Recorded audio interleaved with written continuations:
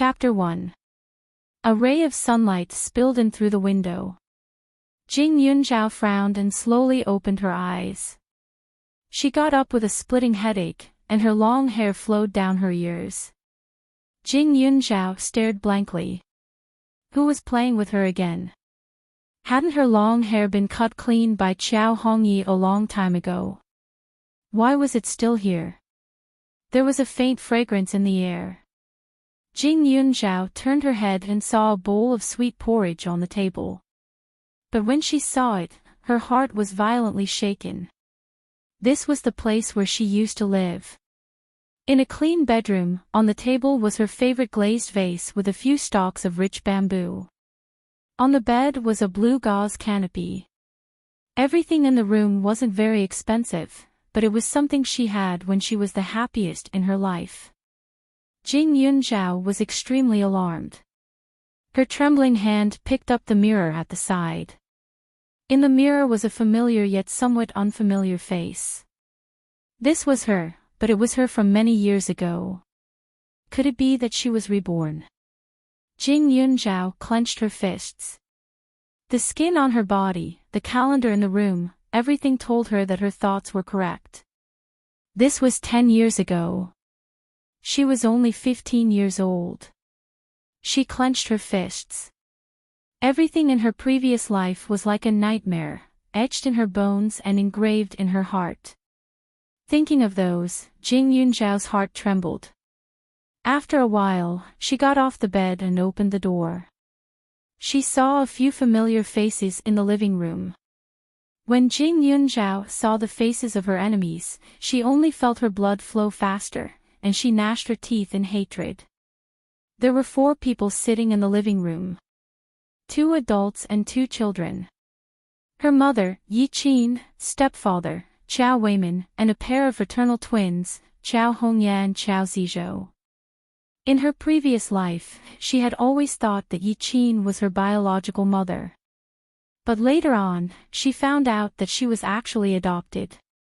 This surname was only engraved on the jade tablet that she carried with her. Yi Qin had always been good to her, but that was under the circumstances that she didn't have any conflicts with Qiao Hongye and Qiao Zizhou.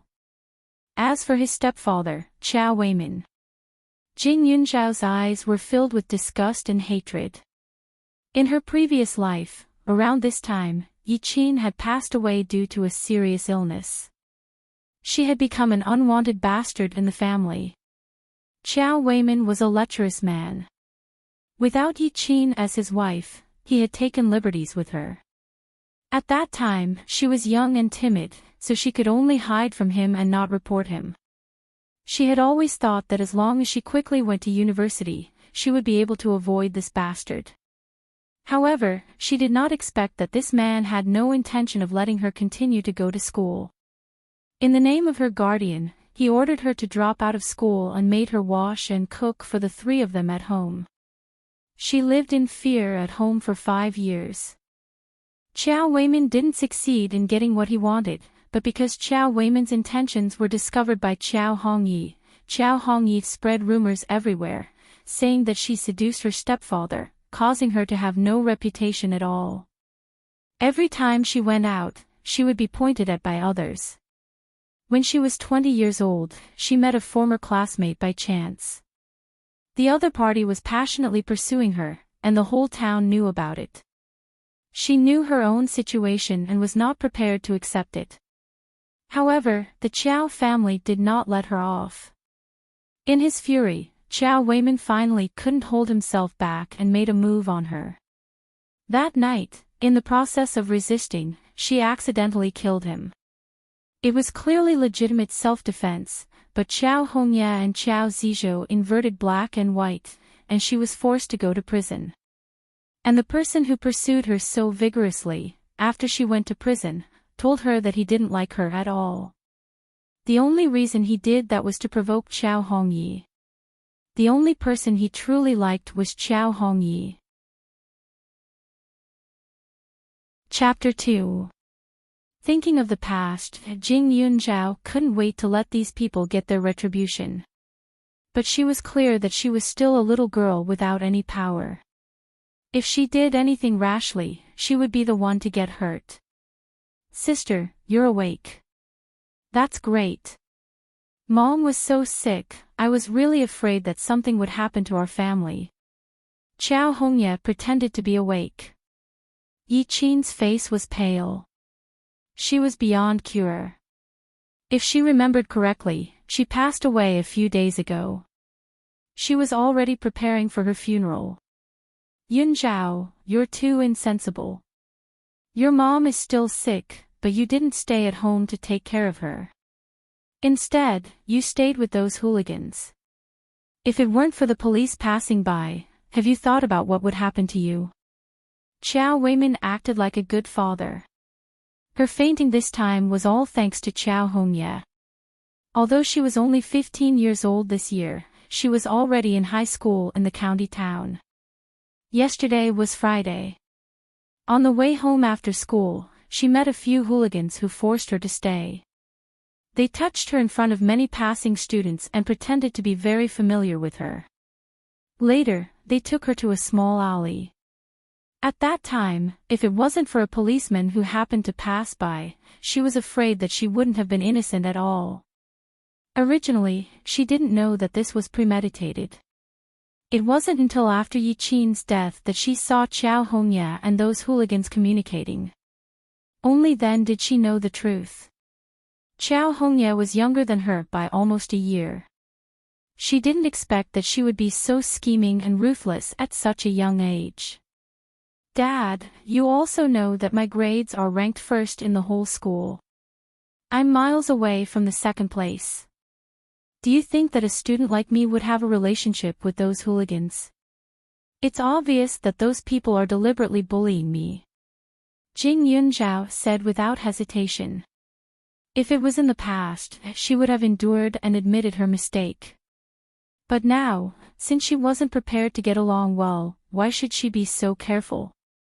When Chao Hongye heard Jing Yunzhao's words, her face turned red and white. She, Jing Yunzhao, and her younger brother, Chao Zizhou, all went to the same school. However, the difference was that her younger brother's grades weren't good and he had to spend money to get in. On the other hand, even if she did her best, she could only get second place in the school. Jing Yunzhao was like a mountain. His grades were always better than hers. No matter how hard she worked, his grades were always better than hers. However, based on Chao Hongye's age, she should have been 1 year younger than Jing Yunzhao. However, when Jing Yunzhao first started school, Chao Hongye and Chao Zizhou were not convinced and pestered Yi Qin to use her connections to let the two of them start school earlier. That was how the three of them ended up in the same grade. Mom, the teacher said that my grades can improve, but recently, I really can't focus on my studies like sister. I'm worried about your health. Mom, I'm really scared. Every time in class, I can't concentrate. I can't even sleep well. Chao Hongye immediately hugged Yi Qin's arm. In the end, she was still her biological daughter. The way Yi Qin looked at Chao Hongye was always filled with love. Jing Yunzhao's heart turned cold. She still respected Yi Qin as her mother. After all, she had raised her for more than 10 years. However, she was still bitterly disappointed. Yi Qin rarely showed such an expression to her. Most of the time, her smile was fake. She had been asked to do this and that for Chao Hongye since she was young. As long as she didn't agree, Yi Qin would get angry and scold her. In the past, she didn't understand why there was such a big difference between the two of them. Now, she understood. She was picked up by Yi Qin. At that time, Yi Qin was already pregnant. Chao Hongye originally wanted to throw the child away, but she was afraid of committing a sin. Feeling uneasy, she found a fortune-teller to read her fortune. The fortune-teller said that although she had a tough life, she was a lucky star for Yi Qin's child. She could block evil and protect her child's life of safety and wealth. Chapter 3. If the fortune-teller had not said that, she might not have survived. But even if she died outside, it was better than being humiliated and tortured by the Chiao family in her previous life. Yun Zhao, Hongye is your sister. How can an elder sister talk about her sister like that? You have good grades, but didn't you inherit my genes? Hongye is a good child. She has been giving in to you since you were young. Otherwise, how could you have gotten first place in school? Cough cough. Yi Qin finished speaking in one breath, and her face turned red. She had already resigned herself to her illness, but she was still worried about her son and daughter. She even suspected that the fortune teller had misnamed Jing Yunzhao, and that was why her lifespan was shortened. Mom, you're right. I did inherit your genes. Hongye inherited more from Dad. Look, I don't look like Hongye at all. Jing Yunzhao said deliberately. Yi Qin choked and glared at her. She felt that Yunzhao seemed to have taken the wrong medicine today. Her words were full of sarcasm, and it made her uncomfortable. Okay. When did you learn to be so talkative? You should learn from Hongye. Girls should be gentle and sensible. Otherwise, how can you find a husband in the future? Yi Qin was angry, and she felt more and more uncomfortable. Yi Qin's illness came suddenly. She usually did not feel uncomfortable, but one day, she was sent to the hospital. They found that she had a malignant tumor in her liver. After a period of treatment, it did not work. Moreover, her hair was gone, and she looked listless. The Chiao family was just an ordinary family. They did not have much money. When Yi Qin fell ill, they lost more than half of their savings. The doctor asked the family to prepare for her funeral. Yi Qin knew that she did not have long to live, so she insisted on moving back home. She did not want to die in the horrible hospital. Yi Qin's health did improve when she was at home, so she was even more unwilling to go back. Jing Yunzhao did not want to argue with her. She turned around and went to the kitchen to fill her stomach. She owed the Chiao family, but all the chores she had done for the Chiao family over the years, as well as the money she earned from working outside in her previous life, had been given to the Chiao family without leaving a single cent behind. In the end, she still ended up in such a miserable state. No matter what, it was enough. Moreover, her grades had been good since she was young. Even when she was in elementary school, she had participated in many competitions and won prizes. After that, she did not spend a single cent of her family's money. Usually, she had to eat and drink less. Why? As for the sweet porridge in the room, she did not dare to drink it. In her previous life, after eating that porridge, she vomited and had diarrhea and stayed at home for a week. In the past, she thought that everything she did was right and that she was happy in this family. But now, it was impossible for her to think that way. There wasn't much to eat at home, and Jing Yunzhao wasn't picky. He ate a little and began to plan for the future. Sister, isn't there porridge in the house? Why are you still going to the kitchen to scoop? Chiao Hongye was a little unhappy as she asked. I don't dare to drink cold porridge. What if I have diarrhea? Moreover, there's an exam on Monday. In the future, I won't touch such unsafe things. Jing Yunzhao replied with a deeper meaning. Chiao Hongye panicked. How can it be as bad as you say? You can have diarrhea just by drinking cold porridge. Sister, you're getting more and more delicate. Hongye, your body has always been very good and not delicate. Why don't you go and drink that porridge? Jing Yunzhao retorted. Jing Yunzhao. If you're afraid of diarrhea, why do you want Hongye to drink it? Are you trying to rebel today? Jing Yunzhao had just finished speaking when Chiao Weiman's angry roar came from behind. Chapter 4. Chiao Weiman was in his early 40s this year. Because he had a handsome appearance when he was young, he didn't forget to dress up even when he was old. No matter if he was at home or outside, he would always spray some perfume on his body, and his hair was even more glossy. However, his appearance was born from his heart. He was a lecherous person who would never change. He looked somewhat wretched, especially at his age, but he didn't have a single strand of beard on his face.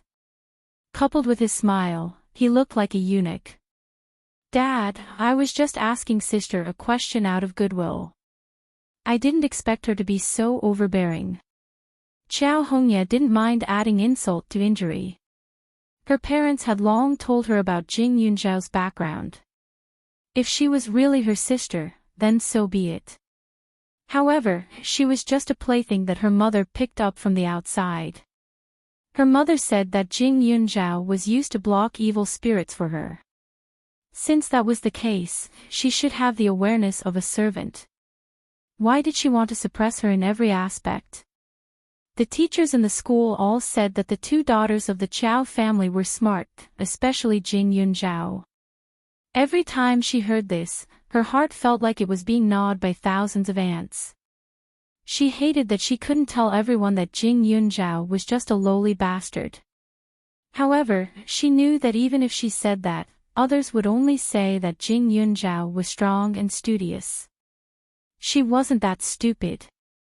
"Jing Yunzhao, go and drink that bowl of porridge.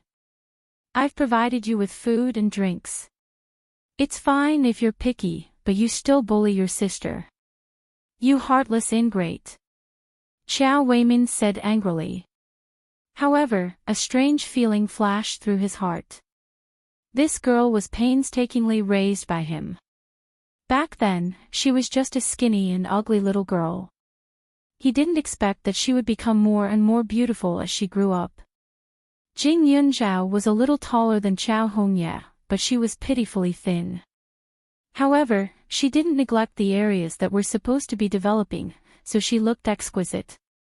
Moreover, she had a head full of long black hair, which complemented her skin very well. Compared to Chao Hongye, who was a pretty daughter from a humble family, she was indeed much more imposing. It was a pity that Jing Yunzhao had suffered too much in her previous life. Especially in high school, when Chao Hongye saw that she was popular with the boys, she secretly did a lot of things. The rumors about her outside were very unbearable. Moreover, after Yi Qin's death, she had to work after school. She had to do so many things by herself, so her skin slowly became worse and worse. Even her long hair was cut clean by Chao Hongye in the end. Not only that, after she was sent to prison, Chao Hongye still refused to let her off. She contacted the other prisoners and would shave off all of her hair as long as it grew out. At this moment, Jing Yunzhao was fuming with rage. "Are you guys going to ignore the facts? It's been so many years. Even if you raise a dog, you should have feelings for it. I'm a living person, yet I'm worse than a dog. Paw." As soon as Jing Yunzhao finished speaking, Chao Weimin slapped him across the face. Immediately, a clear red handprint appeared on his face. If she had been beaten in her previous life, she would have felt wronged and cried. But now, she was extremely clear-headed. "Drink. If you don't drink today, I'll beat you to death today," Chao Weimin said hatefully. Jing Yunzhao was clear that legally, Chao Weimin and Yi Qin were her guardians. She was only 15 years old, so it was impossible for her to go out and establish her own family. Moreover, she had just been reborn today and didn't have time to make any preparations. Moreover, she was penniless. Under such circumstances, she couldn't go out rashly. She definitely had to leave, but she couldn't stand on the opposite side of public opinion. Back then, the Chao family had ruined her reputation. In this life, no matter what, she had to take revenge for her previous life. And this slap, she would make good use of it. Chapter 5. Jing Yunzhao deeply swept her gaze over this family, sneered, and directly passed by the father and daughter. Where are you going? Qiao Weimin unhappily pulled her arm. Dad, didn't you tell me to eat porridge? I'll just drink it. Jing Yunzhao coldly said, directly flinging Qiao Weimin's hand to the side. She walked back to her room, looked at the bowl of sweet porridge that had already turned cold, and drank it in one gulp. It's just a stomachache, she won't die. Moreover, she'll wait until the day after tomorrow. Even if she doesn't have the strength, she'll still go for the exam as promised. What a cheap temper. You should be beaten 3 times a day before you stop. Qiao Weimin was satisfied. He glanced at her and returned to the sofa to continue watching TV. On the other hand, Qiao Hongya walked over with an apologetic look on her face. Unfortunately, before she could even step through the door, Jing Yunzhao had already slammed the door shut and locked it. Her body trembled, and her eyes were filled with hatred. She was too weak. With her current situation, don't talk about revenge, even protecting herself would be difficult. Jing Yunzhao took a deep breath and sat on the edge of the bed. She took out the jade pendant hanging around her neck. This jade was something she always carried with her since she was young. The style was actually very simple, just a small gourd. At the bottom of the gourd was the word Jing, and it looked very old. It was reasonable to say that this thing should have been snatched away by the Qiao family long ago. However, she later found out from Qiao Hongya that the fortune-teller said that the jade had a spiritual nature. The jade she carried with her since she was young could suppress the evil aura on her body. If she lost it, not only could it not block the evil aura for Qiao Hongya and Qiao Zizhou, it could also harm the people around her. If it wasn't for these words, this thing would have been sold by Yi Qin and Qiao Weimin long ago. Jing Yunzhao looked at the jade gourd and was momentarily lost in thought. She more or less had some doubts about her birth parents, but she immediately mocked herself. If her birth parents really cared about her, they wouldn't have abandoned her, right? Just as she was about to put the jade gourd back into her clothes, Jing Yunzhao suddenly felt a burst of pain in her head, as if something was suddenly peeled off. She held her head and struggled for a while, but the pain disappeared without a trace. But when he raised his head, he saw that the scenery around him had changed. Where is this? Jing Yunzhao was shocked. He was surrounded by a thick fog, and there was an ancient well beside him. It looked quite old, and there was a stone carving of a dragon head sitting beside the well. The dragon was spitting out streams of blue water, which should be the water from the well. I've waited for so many years. Finally, I've found my successor. An old voice sounded from the void. Jing Yunzhao's heart skipped a beat. Who? Little girl, you don't have to be afraid. Open the roulette on the stone table behind you, and you will naturally see this old man, the old man said again. Jing Yunzhao was extremely scared at this moment, but the voice was indeed very kind. She didn't know why, but she actually felt a sense of affinity towards this strange place, as if she was very familiar with it. Jing Yunzhao walked towards the stone table behind her. The table wasn't big, and there were strange patterns engraved on it. In the middle of the table, there was indeed a spinning roulette. Jing Yunzhao took a deep breath and reached out to spin the roulette. Suddenly, a shadow floated above the wheel, and Jing Yunzhao was startled. This shadow had a sage-like appearance and looked very kind. Old Grandpa, you are, since you can enter the jade pot space, it proves that you are my descendant. Little girl, what is your name? The person looked at Jing Yunzhao and asked. Chapter 6. Jing Yunzhao was puzzled. Could this be her grandfather or great-grandfather? But why did he look like a phantom? Moreover, he said that this was the space of the jade pot. Was there really such a magical thing as a space in this world? Jing Yunzhao. Although she was suspicious, Jing Yunzhao still replied obediently. Little girl Yunzhao, logically speaking, you should be calling me old ancestor. My name is Jing He, and I was an outstanding doctor in a foreign land. 1,000 years ago, I came to this land by chance. I spent my whole life studying medicine and treating people. In the end, I only lived for 300 years and died of old age. I was supposed to reincarnate, but I was worried about my medical skills. Therefore, I used the space of the jade pot from this foreign land to seal a wisp of my remnant soul, waiting for a destined descendant to inherit it. The old man sighed. This space of the jade pot is very spiritual and requires the holder to have heaven-defying luck. Therefore, I have waited for hundreds of years. The old man added. When Jing Yunzhao heard this, fear, surprise, and all kinds of emotions flashed through her heart. Heaven-defying luck. She had lived a miserable life and died. She should have been an extremely unlucky person, but she had the chance to be reborn as a human.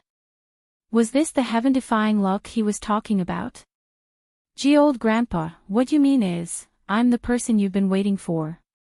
Jing Yunzhao asked uncertainly.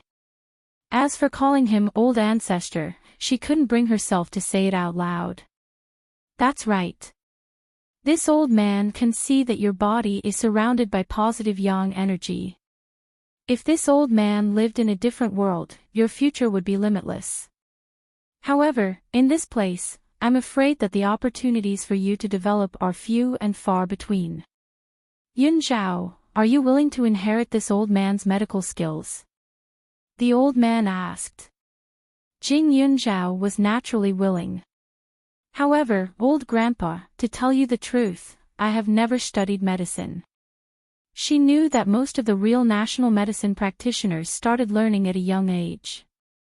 She had never come into contact with it before. Now that the old man wanted to teach her, if he found out that she was a rotten wood, wouldn't it be a waste of his effort? When the old man heard this, he was overjoyed. No problem. As long as you're willing, this old man has his ways. Jing Yunzhao was half convinced and half doubtful, but since the old man had already said so, she naturally agreed and quickly nodded her head. This old man's medical skills must be extraordinary. If he could learn even a little bit of it, he would benefit immensely. After the old man saw that she had agreed, he reached out and moved the roulette on the table twice. In an instant, the roulette on the stone table extended upwards, and there was a hidden compartment inside. In the hidden compartment, there was a scroll that emitted a green fluorescent light. This is. The green light was lustrous and extremely mystical. This book contains everything I've learned in my life.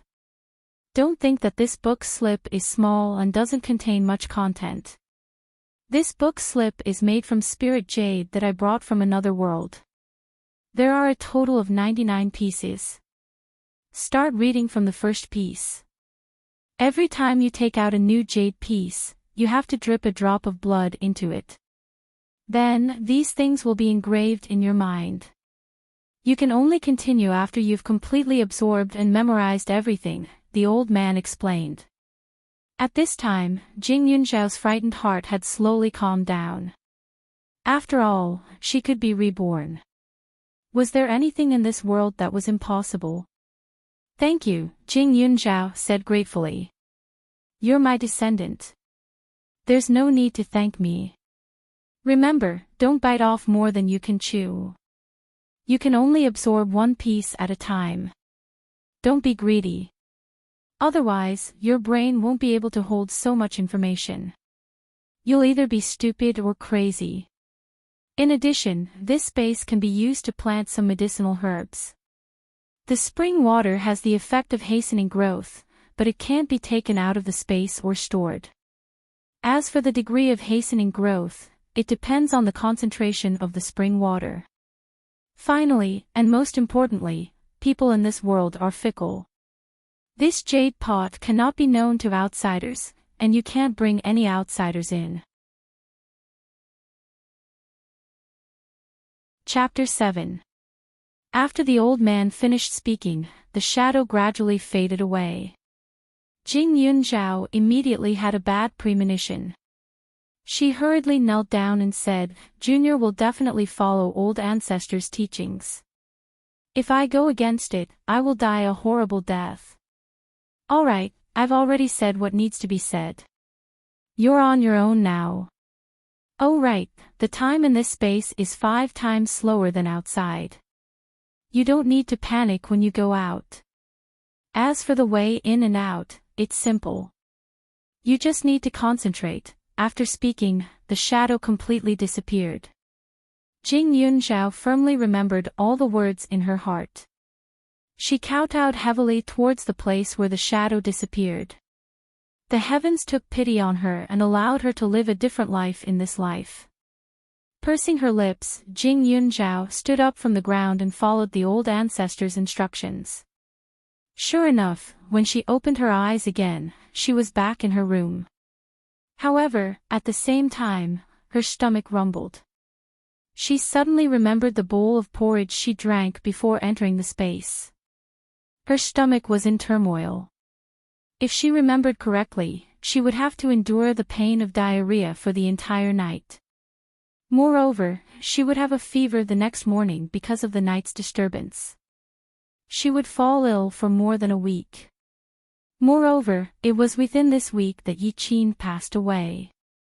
She didn't even have the strength to attend the funeral. This caused the Qiao family and Yi family's relatives and friends to criticize her for a long time.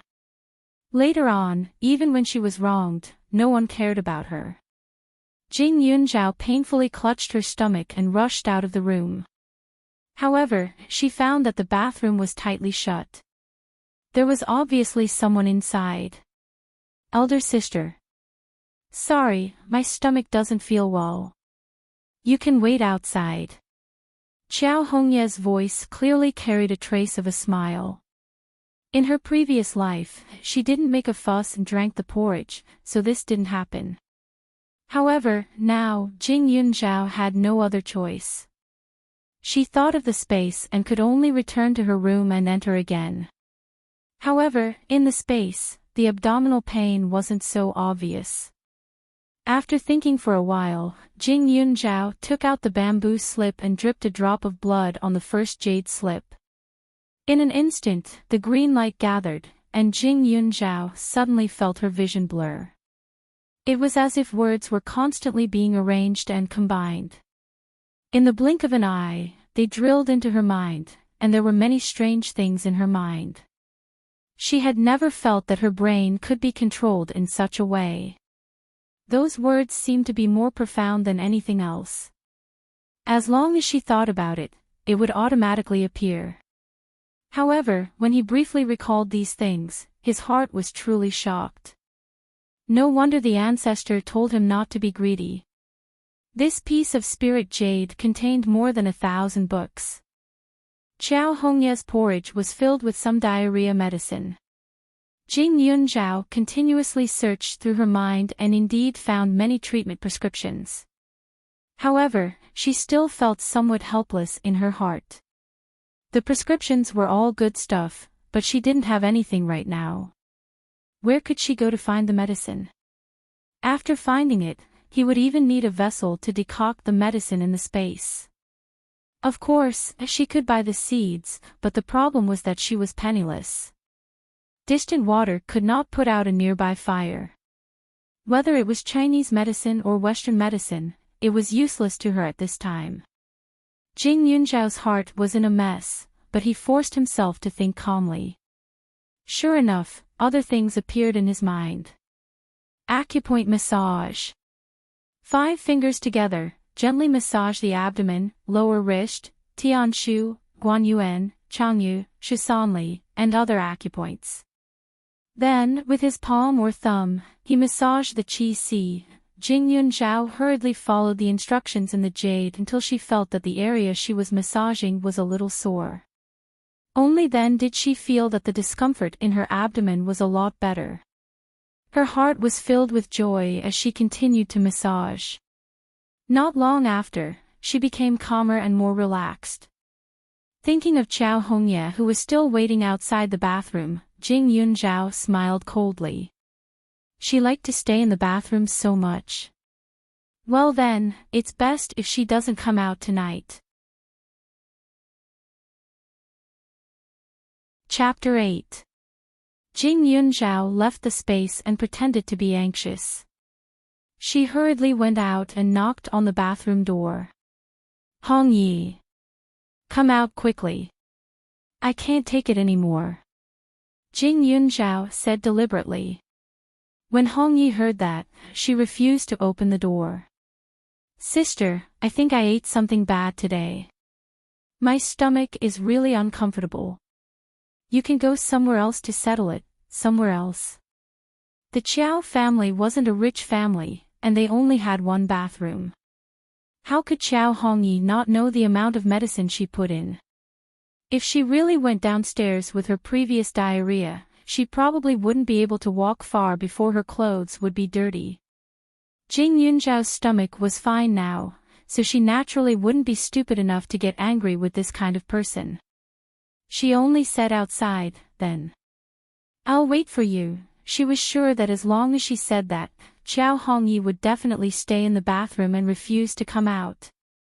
As expected, when Jing Yunzhao returned to the house, there was still no movement in the bathroom. Almost every 10 minutes, Jing Yunzhao would knock on the door again, and her words became more and more pleading. Chow Hongyi inside was a little puzzled. Logically speaking, after such a long time, Jing Yunzhao should have been unable to endure it, but why was she still only feeling uncomfortable? But no matter what, Jing Yunzhao must be feeling extremely uncomfortable right now. Since she could endure it so well, then she would endure it forever. This family didn't know what Chow Hongyi and Jing Yunzhao were up to, especially when Chow Weimin drank a little too much at night. He was very anxious, but Chow Hongyi still refused to come out. No matter how kind Chow Weimin was to his biological daughter, he couldn't bear it anymore. Damn girl, you're laying eggs in there. Hurry up and come out. Chow Weimin reeked of alcohol. Even through the door, Chow Hongyi could feel his anger. Chow Hongyi always had the image of an obedient child at home. She could occasionally cause trouble for Jing Yunzhao, but it was impossible for her to brazenly do something disobedient. After all, in her eyes, reputation was extremely important. With Chow Weimin's roar, Chow Hongyi opened the door almost instantly. Chow Weimin also pulled her to the side.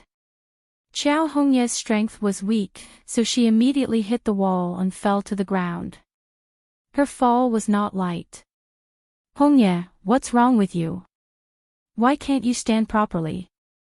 Jing Yunzhao moved to the door of his bedroom and mocked.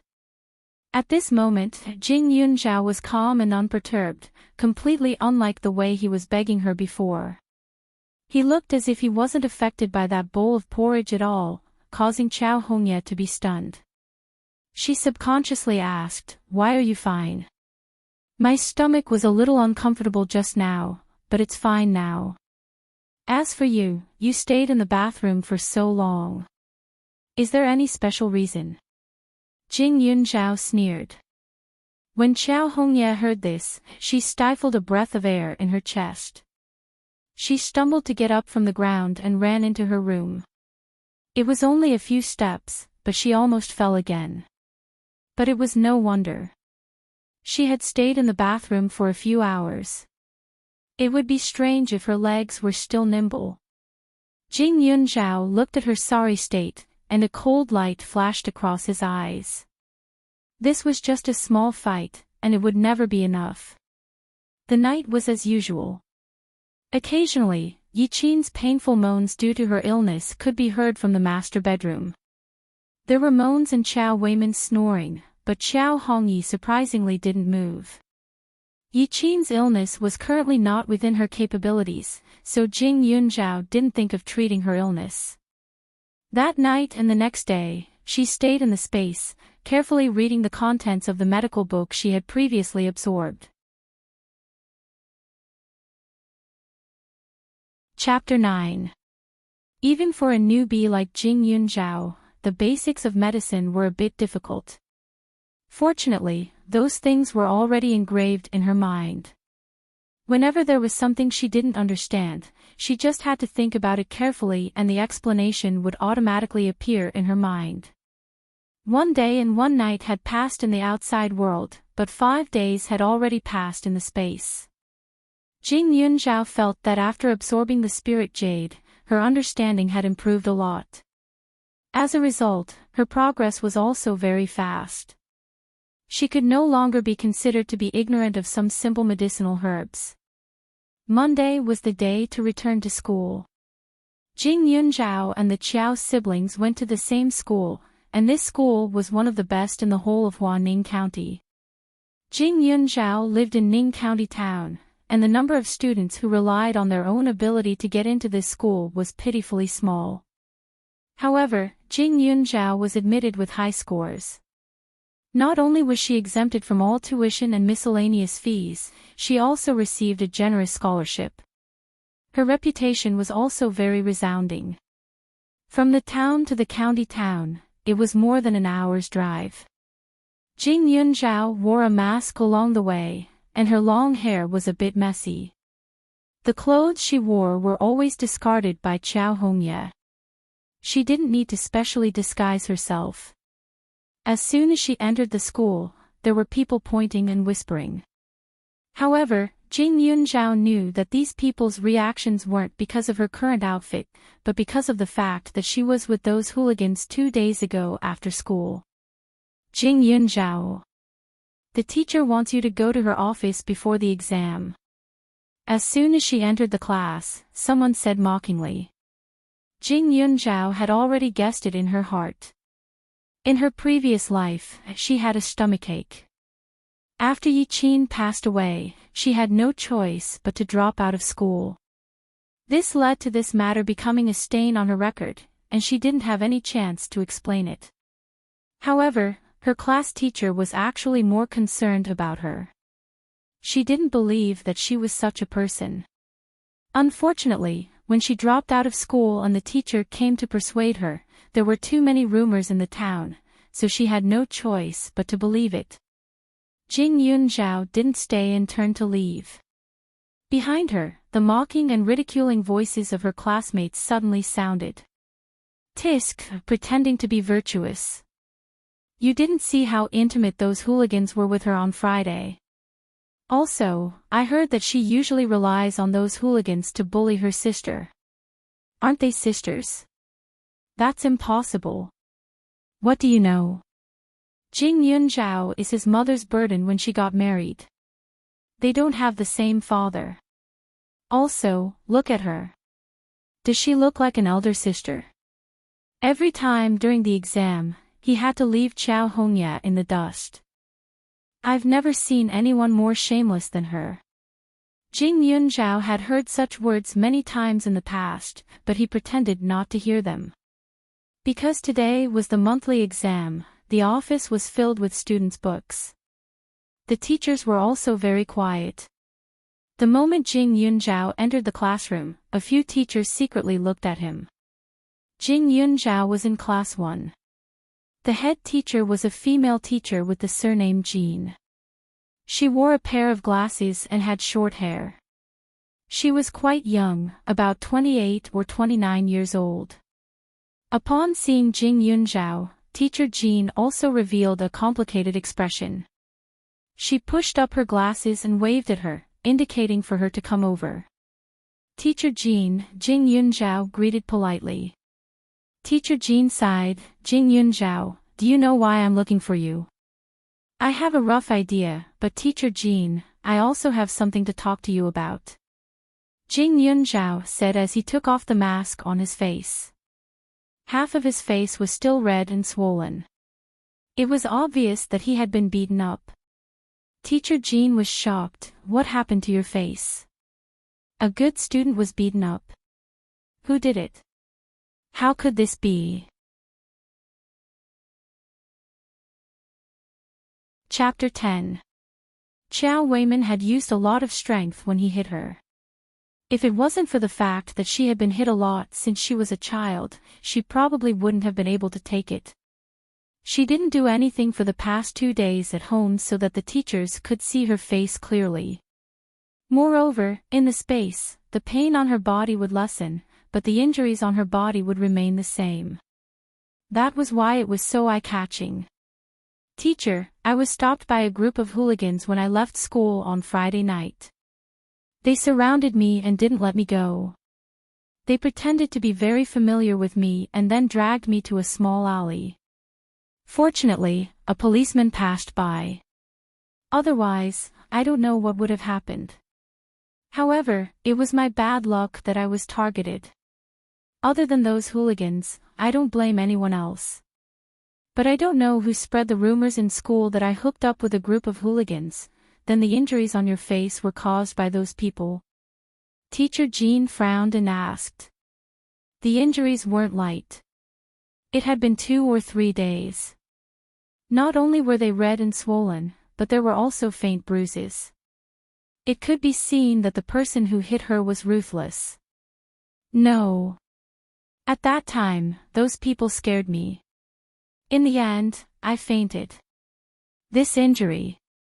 Jing Yunzhao's face showed some sadness and she continued, "It was my dad who hit me." When she said that, the teacher's presence suddenly sucked in a breath of cold air. Jing Yunzhao was the student with the best grades in number 1 middle school. Her family background was also a hot topic. All the teachers knew that she had a stepfather called Xiao Weimin. If he was her biological father, how could he be so ruthless? Teacher Jean suddenly stood up. "He hit you. Why did he hit you? Jing Yunzhao, tell me what happened. Did you do something wrong to make your father angry?" "It's nothing. It's just a bowl of porridge." The porridge was cold. "I was afraid that if I drank it, my stomach would feel uncomfortable and it would affect today's exam. So, I filled it with hot porridge. My dad was angry and slapped me and told me to finish the porridge," Jing Yunzhao said casually as if this matter was insignificant in her eyes. But in the ears of the teachers, it was different. How could an elder make a junior drink cold porridge? Was Jing Yunzhao treated so poorly at home? He couldn't even drink a mouthful of hot porridge. That. "Jing Yunzhao, didn't your mother stop him? And your brothers and sisters?" Teacher Jean asked doubtfully. Jing Yunzhao sniffed and said, "My mom's health isn't good. She can't care so much. Besides, it's just a small matter. Eating a bowl of porridge won't kill anyone. Even if my mom knows, she won't say anything.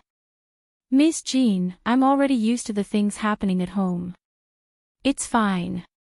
But those hooligans. I don't want something like this to happen again." She was only 15 years old this year. Other than her family, the only thing she could rely on was her school. If she foolishly called the police, she would only be laughed at in the end. Seeing the light in Jing Yunzhao's eyes, Teacher Jin's heart suddenly trembled. This child had never liked to talk in school.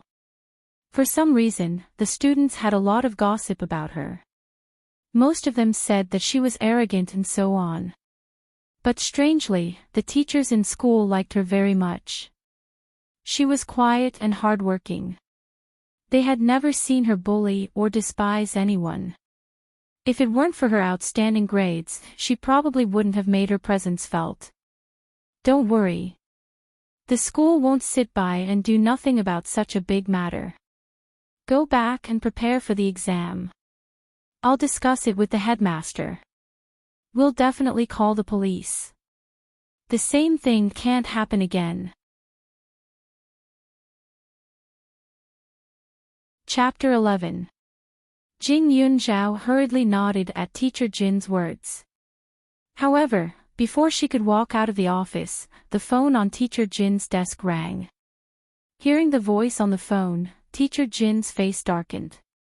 After a while, she said, "Jing Yunzhao, don't take the exam this time.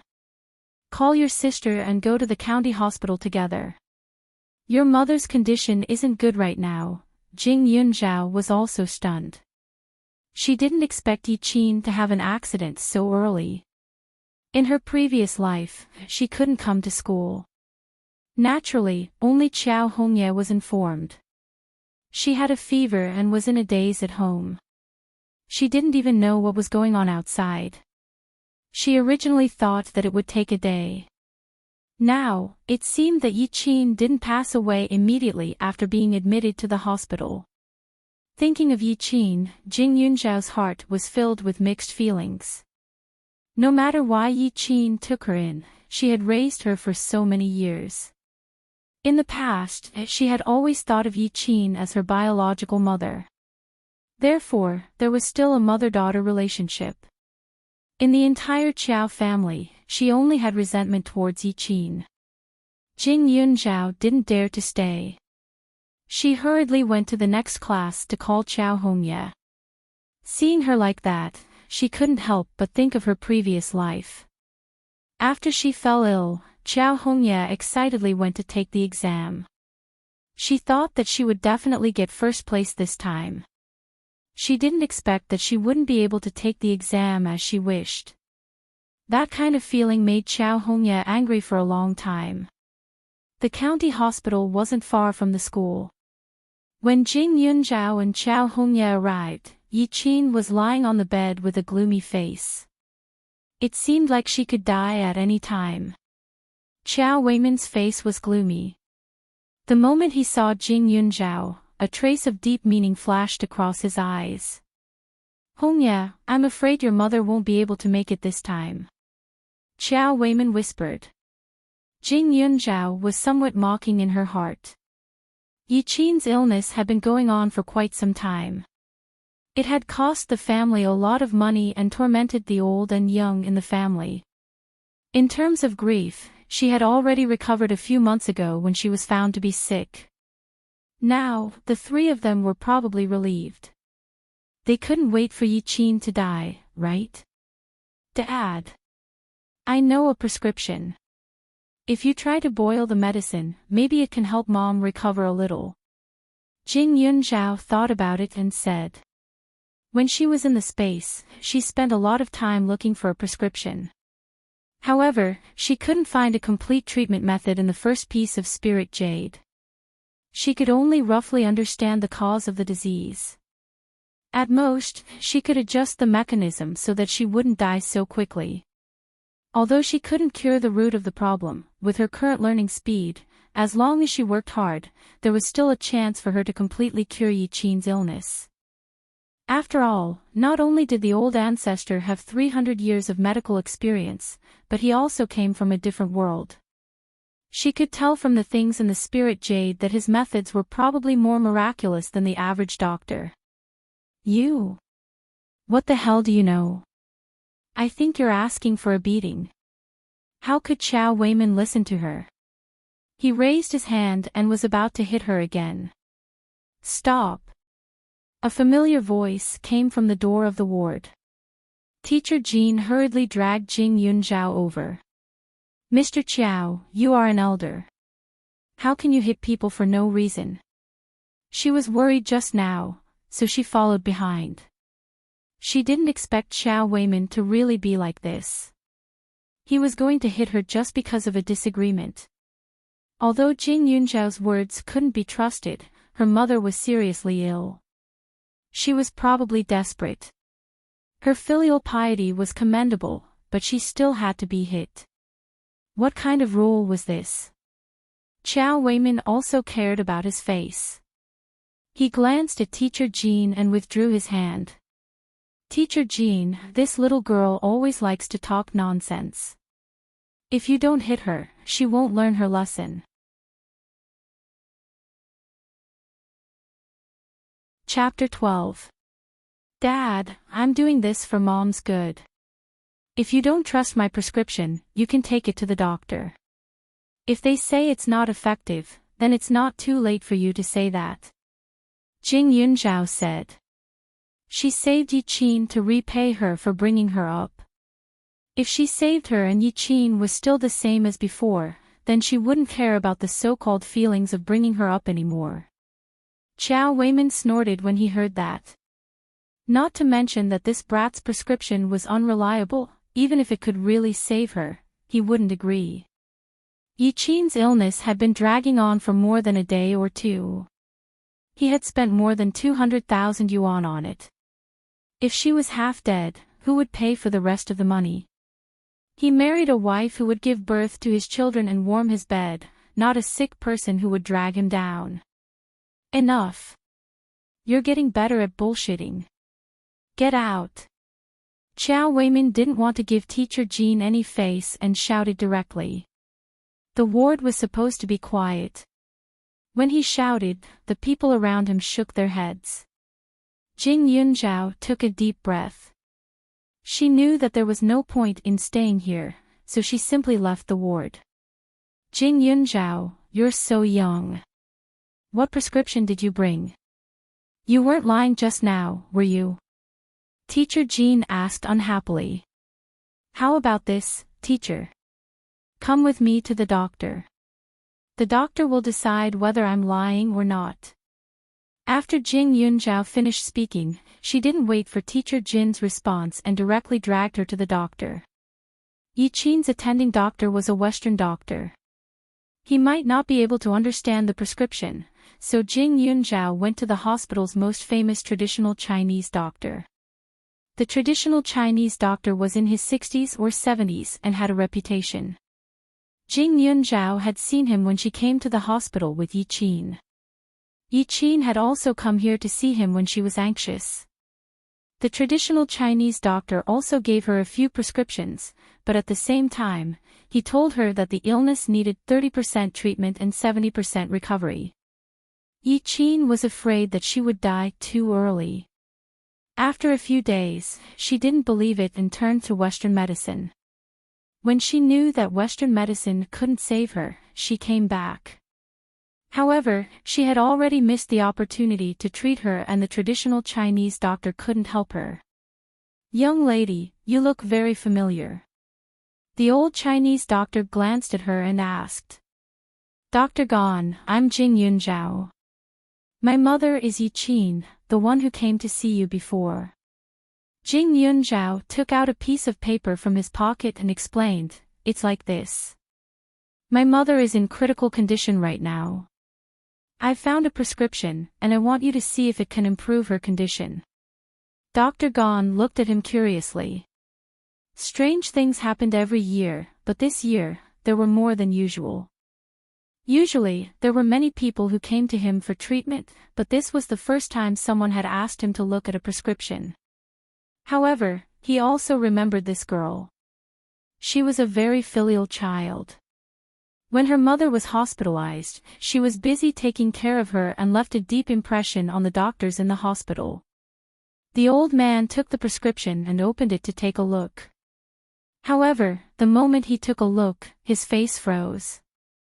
Little lass. Where did you get this prescription? It was my master who taught me. It's just that master has been wandering around, so I don't know much. I can only delay the illness for a while, but I can't cure it completely, Jing Yunzhao found an excuse and said nervously. This was the first time she used the prescription taught by her ancestors. She didn't know if it was the right prescription. You can't cure it, but I can. As long as you follow this prescription and take it for 7 days, your condition will definitely improve. Then, you can use my medicine. Dr. Gan's eyes were filled with excitement. He was really stupid. Why didn't he think of using this medicine? Teacher Jean was completely shocked by Dr. Gan's words. She didn't know what to say. Let's go and see your mother. The old doctor hurriedly said. Chapter 13. The three of them rushed to the ward. Chow Weimin from the Chow family was talking to the doctor. Dr. Wang, you said that there's a chance for her to recover. We've spent so much money, and my wife is about to die. Isn't the hospital going to give us an explanation? Mr. Chow, I only said that there's a chance. I didn't expect the illness to spread so quickly. After all, everyone has different physiques, the doctor explained. I don't care. I still have the medicine you prescribed at home. Those medicines are all imported. Now she can't take them. You have to return this medicine to me. Xiao Weimin knew that the hospital would not compensate him. What he wanted was to return the medicine. Imported medicine easily cost thousands of yuan. He had so much at home. If he could buy them, he would make a profit. Then, fine. Bring back the untouched medicine, and I'll deal with it for you. Dr. Wang could only agree. Dr. Gon shook his head and walked over. Mr. Qiao, right? I've seen the prescription your daughter sent over. It's definitely feasible. Do you think we should go get the medicine now? Dr. Gon said. What do you mean? Xiao Weimin was confused. Jing Yunzhao was just a bastard who stayed at home every day and never left the house. How could her prescription be used? Wasn't that a joke? It's simple. The patient can be saved. As long as you drink the medicine according to the prescription, there's a chance of survival. Dr. Gond continued to explain. However, Xiao Weimin's eyebrows furrowed again and again. After a while, he finally opened his mouth. This prescription is Jing Yunzhao's, right? Yes. Dr. Gond didn't deny it. If that's the case, I don't agree. Xiao Weimin said coldly. He continued, you doctors, just a moment ago, you said that there's no hope for her. We're already waiting for death. Now you've come up with some lousy prescription, and it's even provided by my daughter. If that's the case, why don't we let my daughter treat her from the beginning? Besides, she's just a little girl. She's not even an adult yet. Can you take responsibility if something goes wrong with her prescription? The patient is already in such a state. It can't get any worse. Why don't we give it a try? Dr. Gon didn't expect the patient to be so difficult to deal with. Usually, patients would come to him for prescriptions. This was the first time he was so thick-skinned as to beg someone. Give it a try. Why should he try? My wife can finally be free after suffering so much. Do you want her to die without peace? Anne. Dr. Wang, you're my wife's attending physician. What's going on with this old man? Xiao Weimin asked again.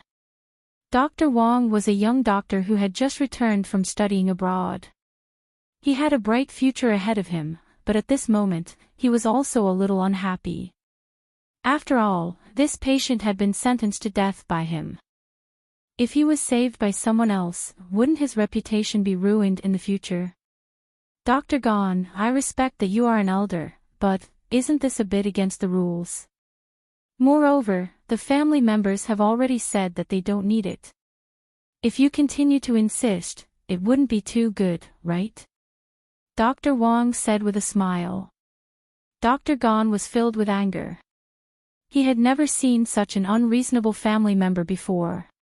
He, Gon Songbai, was also a reputable figure in this hospital. He had already confirmed that the prescription could save lives, yet he was still abandoned like a worn-out shoe. Furthermore, having lived to this age, he was quite good at judging people. Did Xiao Weimin not believe that the prescription could save lives? No, he just didn't want to save them. He wanted to practice medicine, but the other party wasn't willing. What could he do? Suddenly, he sighed deeply and turned around to leave the room. Before he left, he glanced at Jing Yunzhao and said, "Little girl, if your father isn't willing to treat you, then I can't do anything about it. I think you should just accept your fate." Jing Yunzhao nodded, "I understand. Thank you, Dr. Gon." Similarly, she had already extended her kindness, but the other party didn't accept it. That had nothing to do with her. From now on, she didn't owe the Chow family anything. It was her turn to collect debts.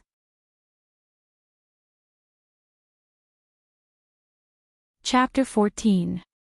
Chow Weiman's actions angered the old doctor, Gong Song Bai, and also angered Teacher Jean. Teacher Jean was young, but she was warm-hearted. She sympathized with Jing Yunzhao and was even more worried about her future. With her biological mother dead, how was she going to survive in this family that was like a wolf or a tiger? Although she still had a pair of younger siblings, Chow Hongye and Chow Zizhou just looked on coldly from the sidelines. They didn't seem to be close to Jing Yunzhao at all. Teacher Jean took note of this, but she had no choice. She comforted Jing Yunzhao for a while before returning to school. Yi Qin only had one breath left, so she naturally spent the night in the hospital. Chow Weiman was a male chauvinist and never liked to take care of others, but he was worried that Jing Yunzhao would secretly use the prescription when no one else was around, so he stayed in the hospital to watch over her for the first time. Chow Hongye cared about her reputation, so she was naturally there. On the other hand, Chow Zizhou, who was spoiled since childhood, couldn't take it anymore at 11:00 in the morning. He didn't care about what others thought and went straight home to rest. The next afternoon, a deathly aura came from the ward. Under the white cloth was Yi Qin's lifeless face. Jing Yunzhao sighed. She could only blame Yi Qin for finding such an unreliable husband. Yi Qin's funeral was very simple. Close relatives and friends came to offer their condolences, and the family received the guests. After a few days of chaos, everyone looked exhausted. After the funeral ended, everyone let out a sigh of relief. At home, Chow Weiman finally didn't have to pretend to be mournful. He drank wine with a relaxed face. At the dinner table, Chow Hongye and Chow Zizhou were a little sad, but after such a long time of torment, they couldn't take it anymore and also relaxed. "Dad, how about Zizhou and I go to school tomorrow? We've fallen behind in class, so we might not be able to catch up if we're late." Chow Hongye tried to curry favor. Chow Weiman's face was red from the wine. He nodded dizzily and said, "Go, all three of you go." "Dad. Mom won't be home in the future, so there's no one to take care of the household chores. Also, Mom's illness has cost us quite a bit of money. It must be very difficult to support the three of us in school now. It's all my fault for being too young, I can't help share Dad's burden." Chow Hongye said apologetically. Jing Yunzhao raised her eyebrows and sneered. If she remembered correctly, Chow Hongye was only a year younger than her. Moreover, how could she not understand what she meant by that? Didn't he just want her, who was already so old, to drop out of school and take care of this family at home? When Yi Qin was still around, she also had the intention of asking her to leave school. The reason why she gave up on that idea was because she didn't need to spend money to go to school. On the other hand, she was worried that others would gossip about her. Many people knew that Jing Yunzhao's grades were good. If she dropped out of school under such circumstances, people would definitely say that she treated her children differently. Gossip was a fearful thing. Yi Qin naturally didn't want to be pointed at by others. "Good girl, you're a good child." It was a pity that Chow Weiman was currently drunk, so he simply couldn't understand Chow Hongye's meaning. Chow Hongye originally wanted to make it clear, but seeing her father like this, she was afraid that he would forget about it the next day, so she simply endured it. Early the next morning, she could only watch as Jing Yunzhao went out first, stomping her feet in anger behind his back. After thinking about it, Chow Hongye directly rushed into Chow Weiman's room. The smell of alcohol in the room immediately made her frown. She saw Chow Weiman lying on the bed in his underwear. The windows were tightly shut, and the room was in a mess. Chow Hongye loved cleanliness, so she felt a little disgusted when she saw this scene. However, he was still her father after all. Chow Hongye exhaled and went forward to shout, "Dad! Hurry and get up."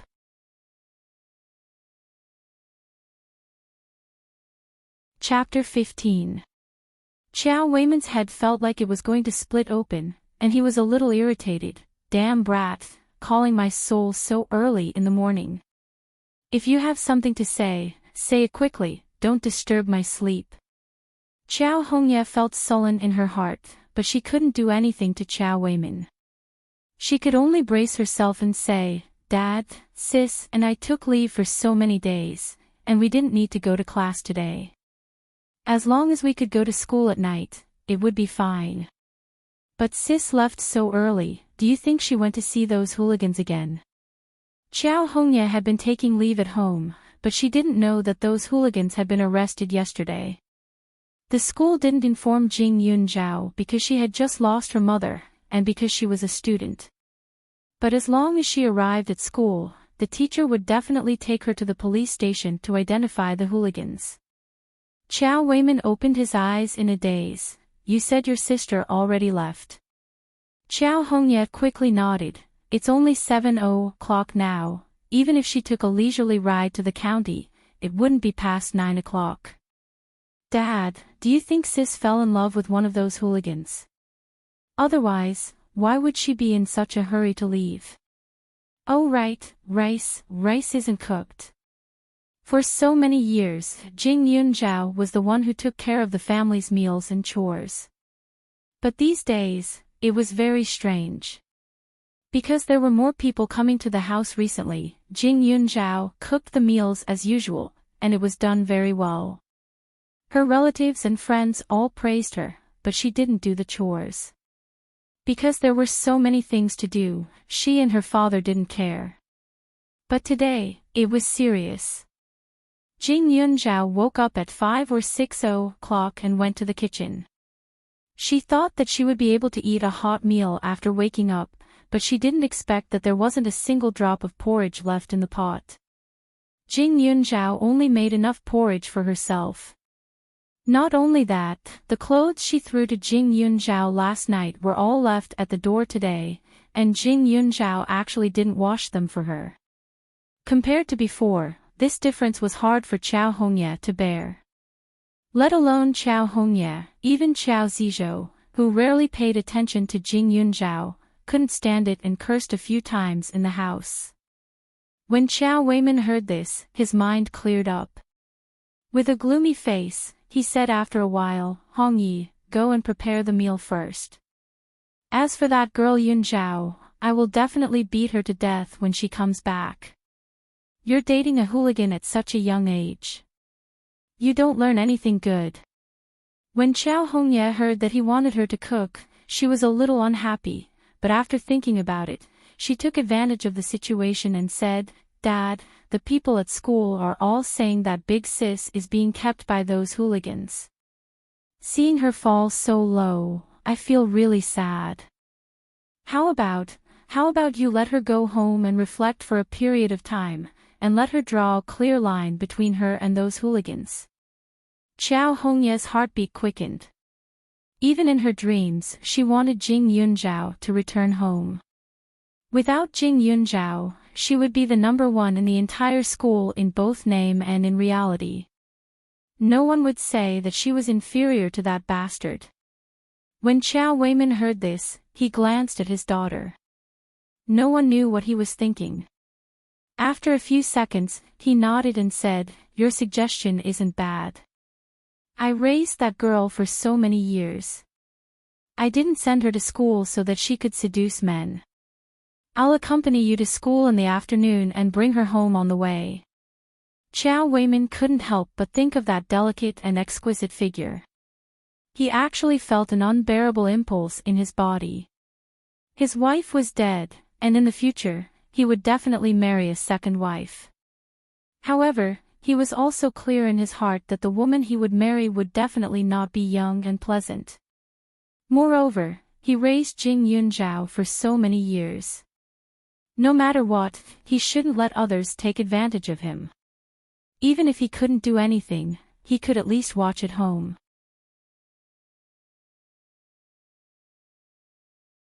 Chapter 16. Of course, Chow Hongye wasn't aware of Chow Weiman's dirty thoughts. When she thought about how Jing Yunzhao wouldn't bother her in school, her mood improved a lot.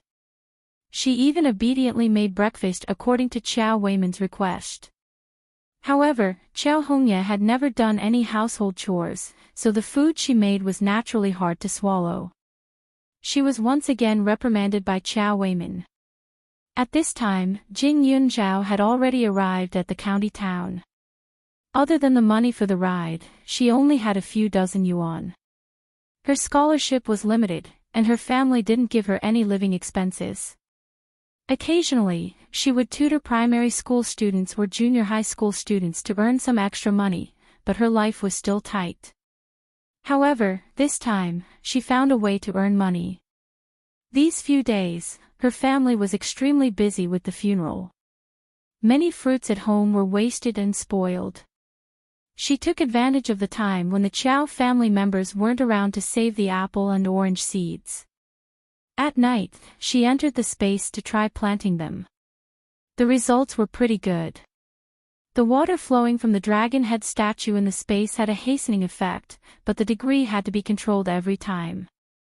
If she wanted to accelerate the ripening of these ordinary fruits, the ratio of water to Lonko spring water was 500:1. If it was too much, although the fruit tree wouldn't die, the apples it grew would be abnormally big. If it was brought outside, it would definitely cause a lot of commotion.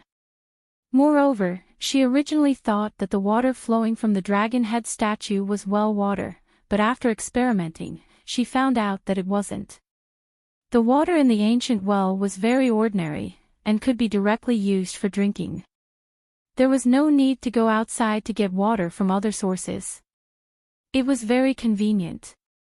After getting off the car, Jing Yunzhao found a remote place and took out the basket she had prepared in the space. Inside was a basket full of apples, and this basket was made from apple branches that had drunk an excessive amount of Lonko spring water. It was very tough. It was just that this 100-gene thing was very heavy to carry on her back. Fortunately, the place she wanted to go wasn't far. Not long after, she put down the heavy burden and set up a stall. The oranges' selling price was on the low side. She was in urgent need of money, so she still left them in the space. These apples were all red and round. They looked much better than the ones sold in the supermarket, so they would definitely sell well. In less than 10 minutes, sure enough, someone came over. "How much is this apple?" The person touched the apple with a face full of fondness.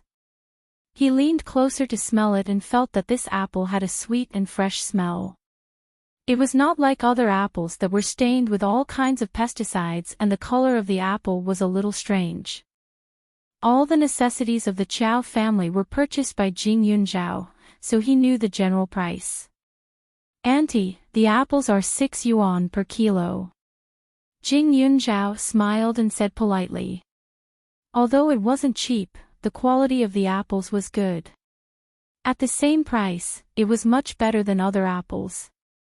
The woman was curious about this young female stall owner. When she heard her polite voice, she had a good impression of Jing Yunzhao. Without hesitation, she picked up more than 10 apples and put them away. These apples were generally larger in size. Although there were not many apples, Jing Yunzhao earned 30 yuan in the blink of an eye. With this woman taking the lead, the business became even better. In a short span of 3 to 4 hours, the basket was completely cleaned out. Touching the 700 yuan in his pocket, Jing Yunzhao's heart was filled with a trace of excitement. In her previous life, she had lived for so many years. She had always lived for others. She had done a lot of work outside, but she was still penniless. And in this life, she was destined to not live like before.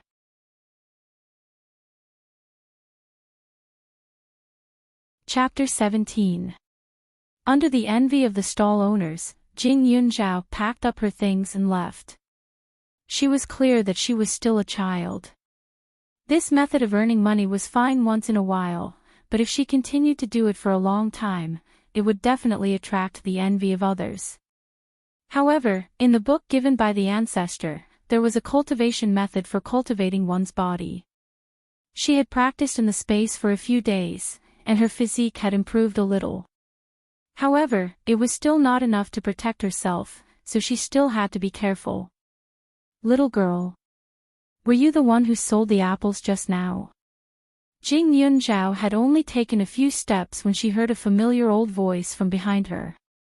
Jing Yunzhao turned her head and saw the old doctor, Gong Songbai, who she had previously consulted at the hospital. The old man was dressed in traditional Chinese attire and looked like he was out for a stroll. It was completely different from his working attitude at the hospital. Dr. Gong, why are you here? Jing Yunzhao politely nodded her head and asked. My daughter sent some fruits over just now, and the neighbors all thought that they were good. In the blink of an eye, they were all sold out. As the owner, I haven't even had the chance to eat them yet. The old doctor smiled. My daughter had something to do and left, so I could only come and take a look myself. I heard that it was a girl who looked to be around 15 or 16 years old. I didn't expect it to be you. Dr. Gong was very curious. This girl shouldn't be even 16 years old, but she was already making money by herself. However, after thinking about it carefully, he felt a little sad. Her father was obviously a profit-minded person. When his wife was seriously ill, all he thought about was those imported medicines. He even had the opportunity to save his wife's life, but he didn't even agree. He really couldn't understand how a man like that could have such a sensible daughter. Jing Yunzhao also had a good impression of the old doctor. Today's apples have all been sold out. How about I send you some tomorrow at noon? I still haven't thanked you for what you did last time. It's just a small matter, there's no need to thank me. Speaking of thanks, I should be the one thanking you. Oh right, I can't take advantage of your prescription. Come with me to the bank, I'll withdraw some money for you, Dr. Gong hurriedly said.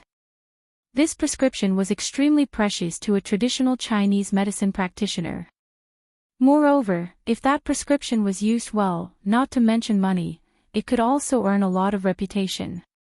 For those who practice medicine, they might not do it for money, but they still cared about their reputation. Moreover, it was hard to guarantee that they would not encounter similar patients in the future. At that time, they would definitely use this prescription. In that case, this little girl would suffer a great loss. For the past few days, Jing Yunzhao had been reading up on the basics of ancient medicine, including some rules. The old ancestor had also reminded her of the importance of prescriptions in the spirit jade, so she could understand Dr. Gong's approach. The old doctor had a good character. If she didn't accept the money, he would definitely not feel at ease in the future. However, she was the one who had asked the old doctor to look at the prescription. She felt that it was too rash of her to accept his money for no reason. After thinking about it, Jing Yunzhao said, I don't need the money, but I do have something that I need your help with. Oh. Dr. Gong's face was full of curiosity. I want to buy some medicinal seeds, but I don't have much experience and I only have a few hundred yuan on me. At my age, if I buy them myself, I'll definitely be cheated. Therefore, I need your help. If you have time, please take me to the medicinal market to take a look. You're a traditional Chinese medicine practitioner, so you must be familiar with the place, Jing Yunzhao explained. Her words made Gong Songbai even more curious. A week ago at the hospital, this little girl had said that she had a master. At that time, he was worried about the patient's condition, so he didn't have time to ask. Looking at her now, she seemed like a beginner. He wondered which famous doctor's disciple she was.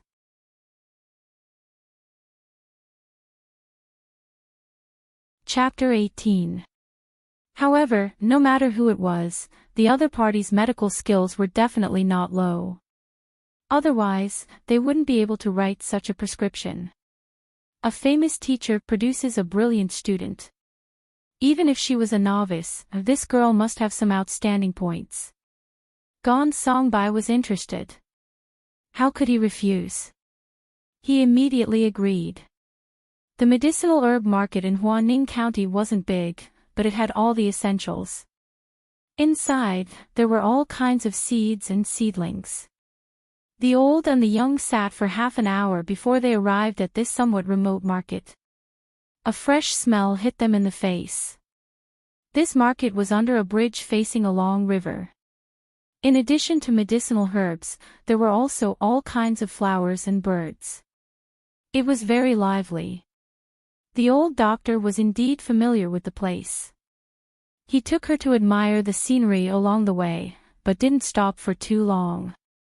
It was only when they reached their destination that he started to explain.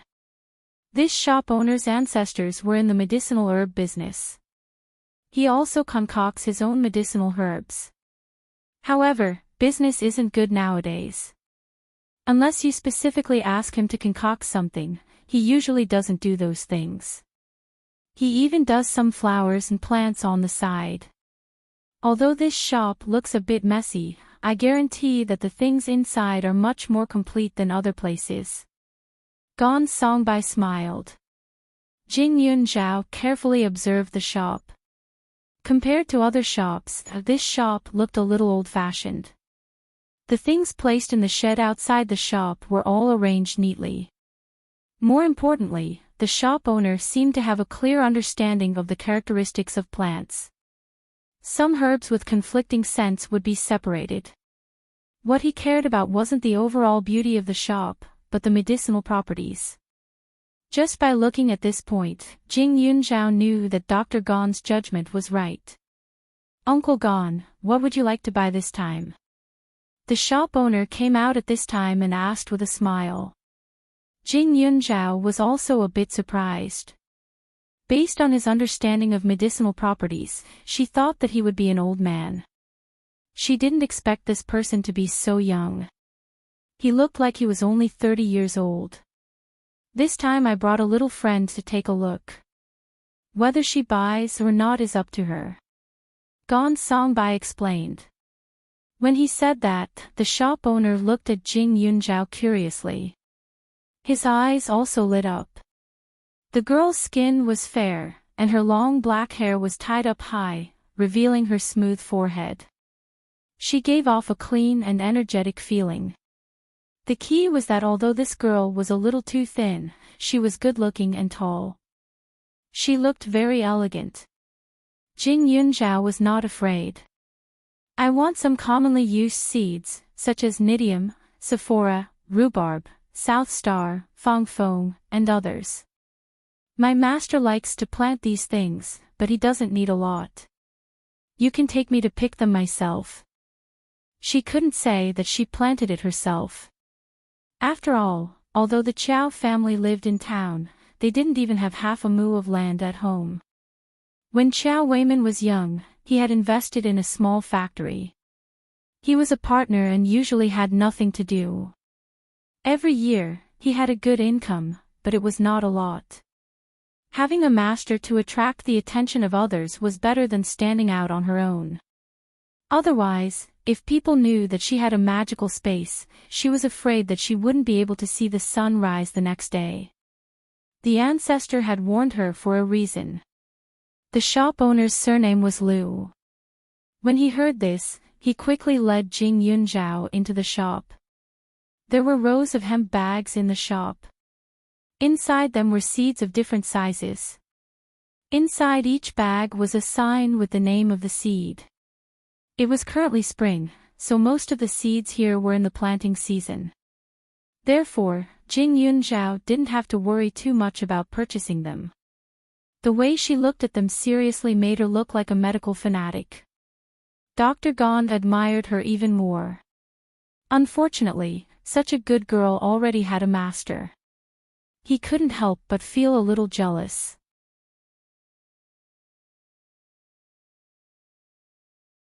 Chapter 19. These common seeds all cost less than 200 yuan per kilogram, and most of them cost less than 100 yuan. Jing Yunzhao only bought a few of the more expensive seeds. She tried her best to gather as many types as possible, but her money was limited. Even if she tried her best to save, she only managed to buy 20 or so types. Looking at the other seeds, Jing Yunzhao's eyes glowed with greed. Old Dr. Gon and Boss Lu couldn't help but laugh at the sight. However, Jing Yunzhao still had her principles. Just because she didn't have the money to buy them now didn't mean she wouldn't in the future. Therefore, she directly rejected the old doctor's kindness. Now that she had found a place to buy seeds, it wouldn't be hard to find a place to sell herbs in the future. The county's largest Chinese medicine store was a place to buy herbs. Her seeds would soon mature, and it wouldn't be hard to sell them for a good price.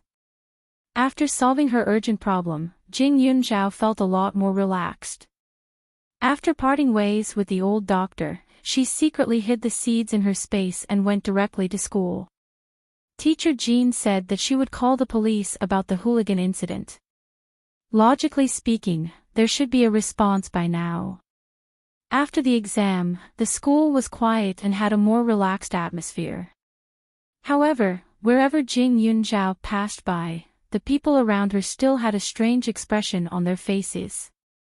Jing Yunzhao, just now your father barged into the school and got really angry. He said that you're a bad student at such a young age, and he wants to take you home to reflect on it. Suddenly, a student mocked her. Even though he wasn't her biological father, he was still her only elder. Jing Yunzhao probably couldn't escape the responsibility of causing such a ruckus. Jing Yunzhao's grades were good, and she was also beautiful.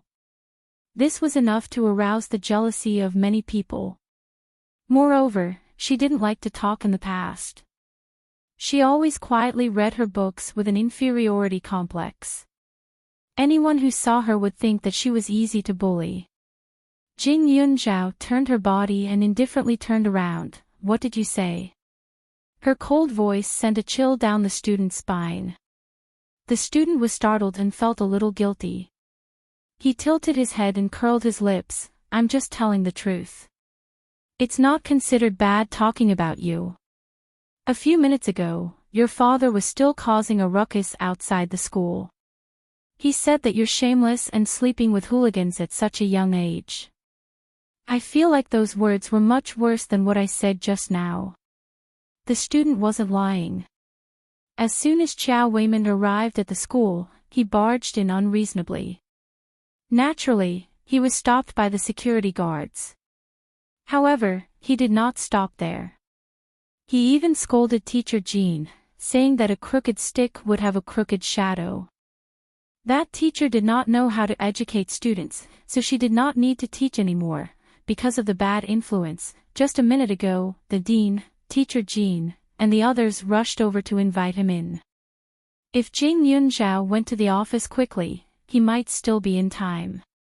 Otherwise, the withdrawal procedures might have been completed successfully. Jing Yunzhao clenched her fists. Her expression was frighteningly cold. This was the first time these students had seen her like this. Jing Yunzhao had always been a popular figure in the school. Her grades were too good. She had only been in her first year of high school for more than half a semester, but there had been all kinds of rumors about her. Even on the first day of school, there were people who inexplicably said that Jing Yunzhao's first-place results were obtained by cheating. There were also people who said that her hands were dirty and that she was always stealing. There were even people who said that she liked to flirt with boys in junior high and had a bad character. Affected by these rumors, everyone consciously avoided Jing Yunzhao. Not to mention, Jing Yunzhao never seemed to care about these rumors. She had always been a loner and had never been angry with anyone. In the past, when people insulted her in front of her, she did not retaliate. But today, her reaction was obviously different from before.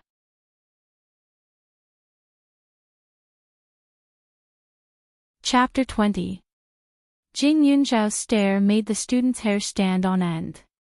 He hurriedly dragged the student beside him away, afraid that Jing Yunzhao would do something terrible. Jing Yunzhao clenched her teeth.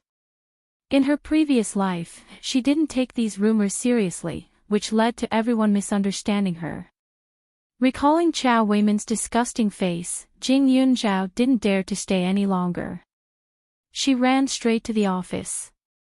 Before she reached the door, she could hear Chow Weiman's arrogant and overbearing voice.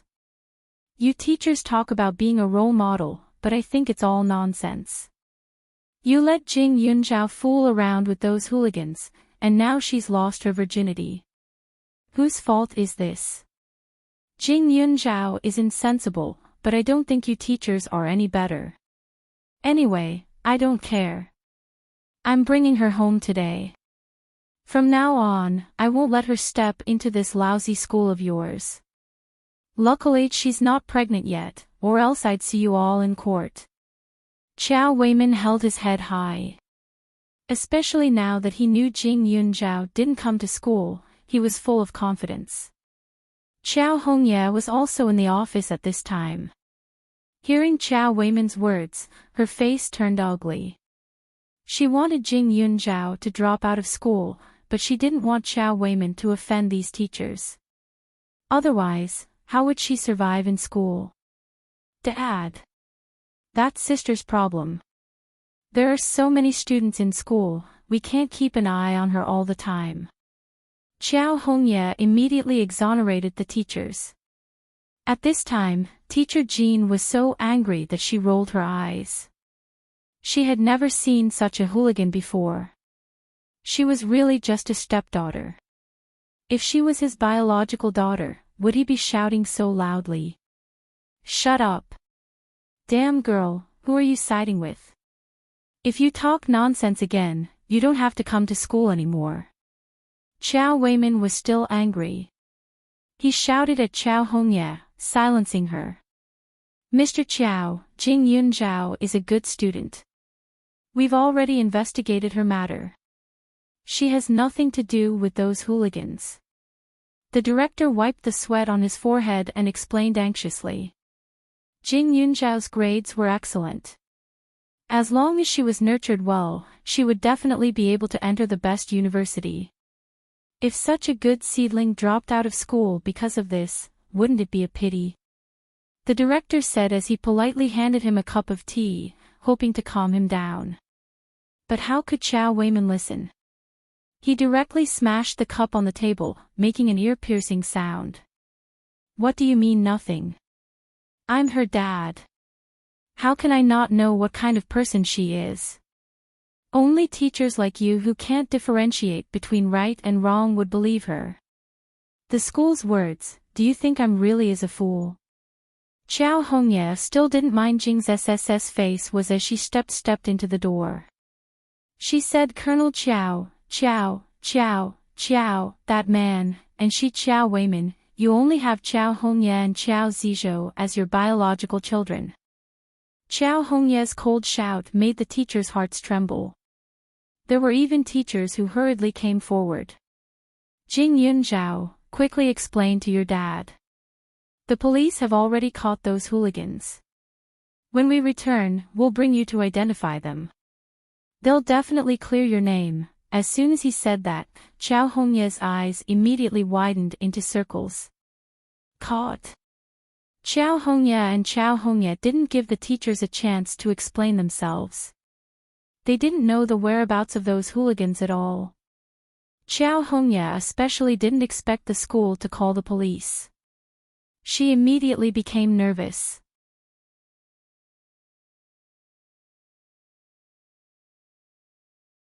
Chapter 21.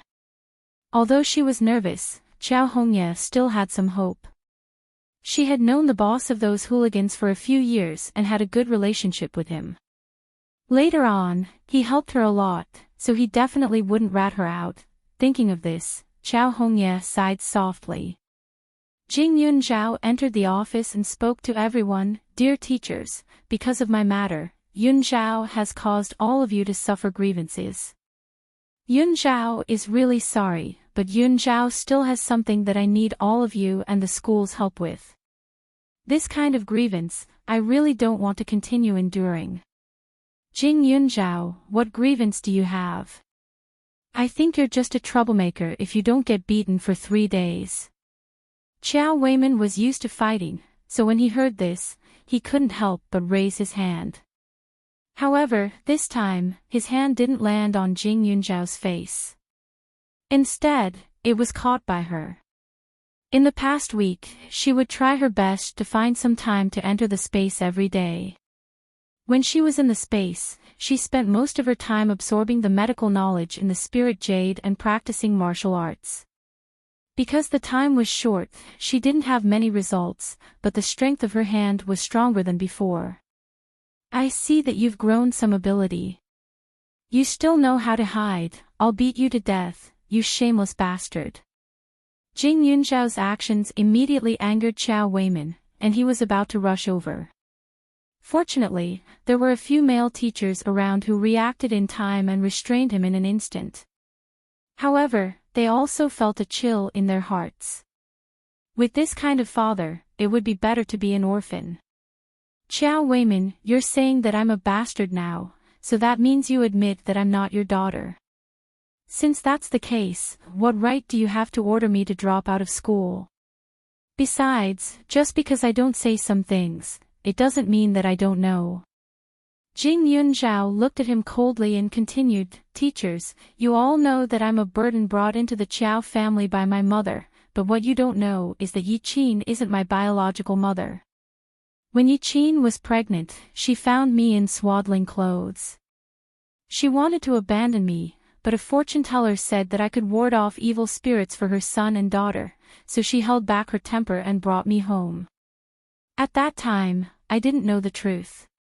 I felt wronged and puzzled when my parents spoke to me coldly. But later, I coincidentally found out the truth. Only then did I understand the reason. No matter what, Yi Qin raised me for more than 10 years.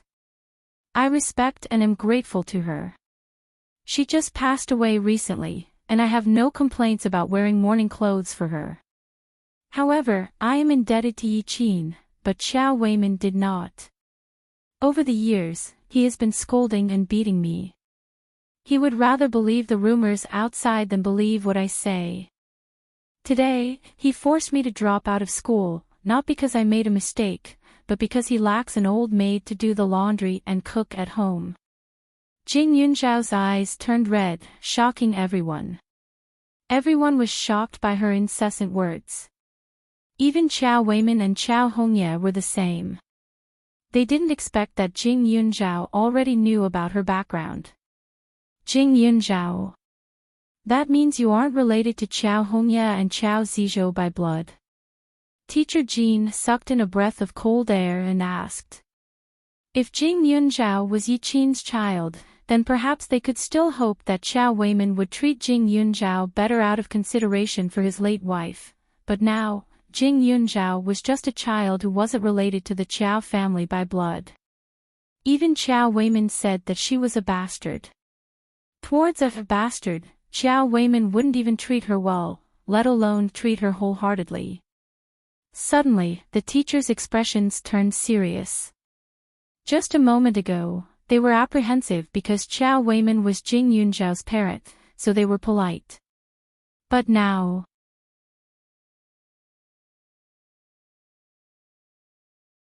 Chapter 22. Everyone's gazes towards Qiao Weimin became increasingly unfriendly.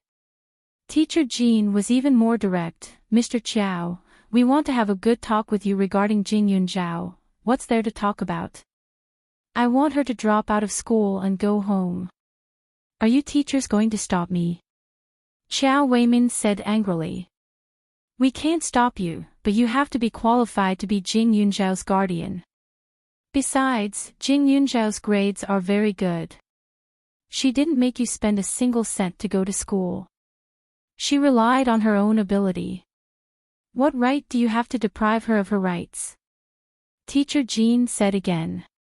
Is there something wrong with your brains?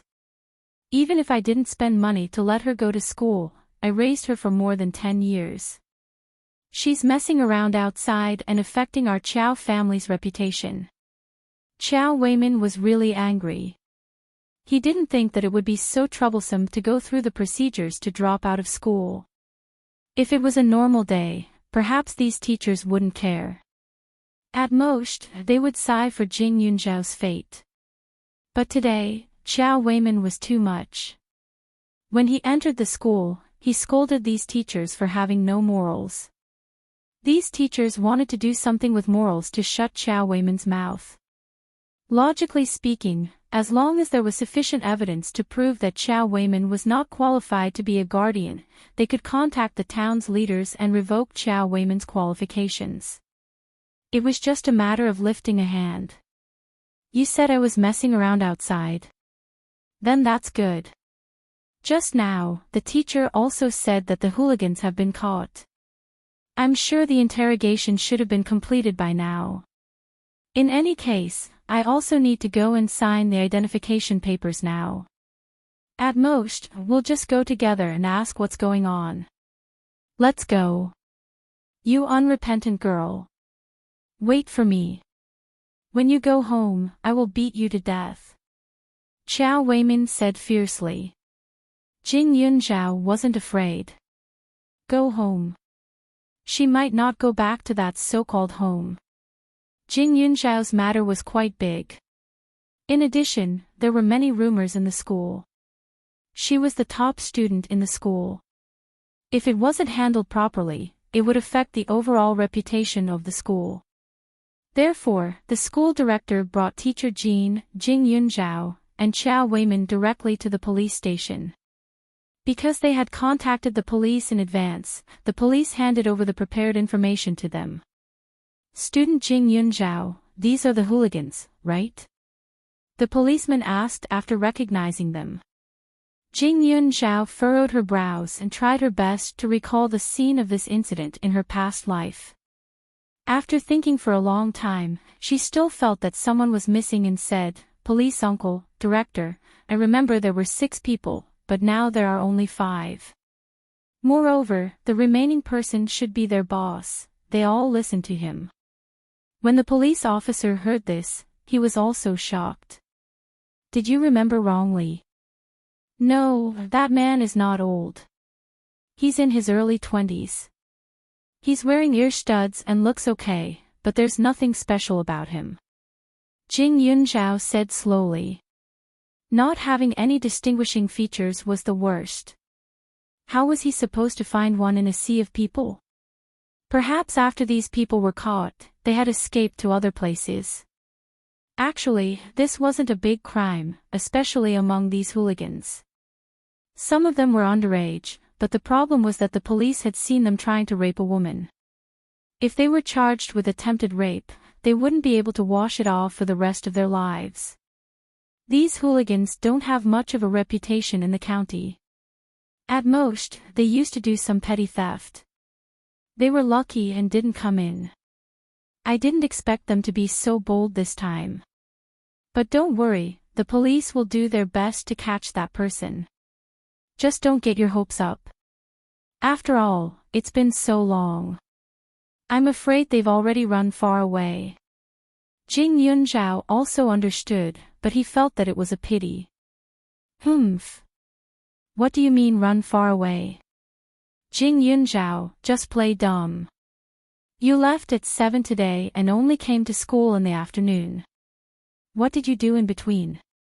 I think you went to see that hooligan and did something shameful with him in a few hours. Xiao Weimin suddenly said.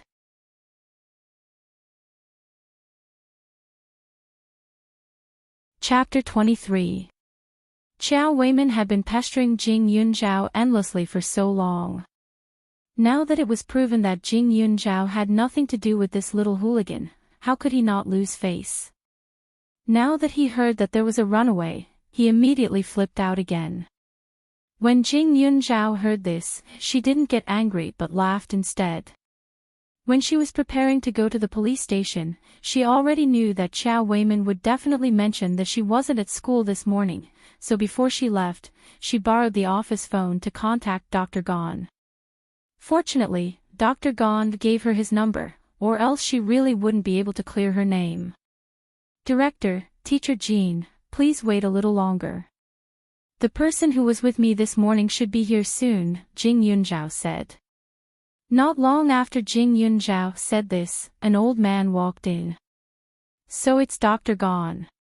Teacher Jean immediately let out a sigh of relief. Jing Yunzhao also formally introduced, this is Dr. Gone Songbai, who works at the county's central hospital. His character and reputation are definitely one of the best. His words can't be false. When I came to the county this morning, I coincidentally met Dr. Gone. Because I'm very interested in medicine, I went to the medicine market with him. How come in Qiao Weiman's eyes, Dr. Gone is just a little hooligan? Qiao Weiman's face immediately turned red. He never thought that this person would be this old man. So it's Mr. Qiao. It's not the first time we've met, so I'll be frank with you. Previously, I saw the prescription this girl provided and was convinced that it could save your wife, but you refused to use it. At that time, I thought you were a bit unreasonable, but I didn't expect you to not only be heartless to your wife, but also to a child. Gone Songbai sighed. A life was lost because of his stubbornness. Now that Gone Songbai was here, even if Qiao Weiman had 10,000 mouths, he wouldn't be able to continue spouting nonsense. Although he still felt that Jing Yunzhao was lying, he didn't have any evidence. With a belly full of anger, he could only give up and prepare to leave. However, before he could leave, the director had already left. That day, he directly invited the people from the town's neighborhood committee, hoping that they would reconsider the custody. Ningxiang Town, or even Huaning County, was just a small place. These matters were not complicated to deal with. The key was that the school was involved. After explaining the reason, it was immediately decided. Jing Yunzhao was only a few months old. She had no parents, brothers, or sisters. Her guardianship was temporarily taken over by the neighborhood committee. From now on, it would be impossible for Qiao Weiman to use his stepfather's authority to do anything. This series of events happened so quickly that Qiao Weiman didn't even have time to react before everything was settled. Those certificates had been completely confirmed, and it was too late to go back on his word. You don't recognize me as your father anymore. Good. Good. From today onwards, don't come home. Qiao Weiman was flustered and exasperated. He threw out a sentence and left immediately. Jing Yunzhao finally heaved a sigh of relief. Since her rebirth, she had finally resolved the custody issue. From now on, it would be impossible for this Qiao Weiman to disgust her like he did in her previous life. She had long been prepared to leave the Qiao family, so the necessary documents had already been stored in her space. She only brought along the few pieces of clothing that she bought with her own money. The rest were things that Qiao Hongye didn't want, so she naturally couldn't continue to keep them. As for the nights, she usually stayed at school. She had already planned for the weekends. The space was so big, she could just find a place to hide.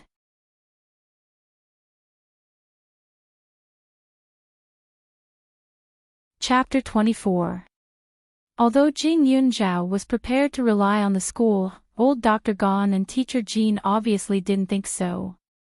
Jing Yunzhao, my house is near the school, and there aren't any outsiders in the house. I think you don't need to live in the school anymore. Why don't you just live with me? It'll be easier for me to take care of you, teacher Jean said. He was only a 15-year-old child. If he lived in the school without the care of elders, he would feel like he was missing something. Old Dr. Gone thought for a moment and said, speaking of which, I also have a house near your school. Jing Yunzhao looked over in surprise, only to hear old Dr. Gone continue, the house isn't big. It has 3 bedrooms and 1 living room.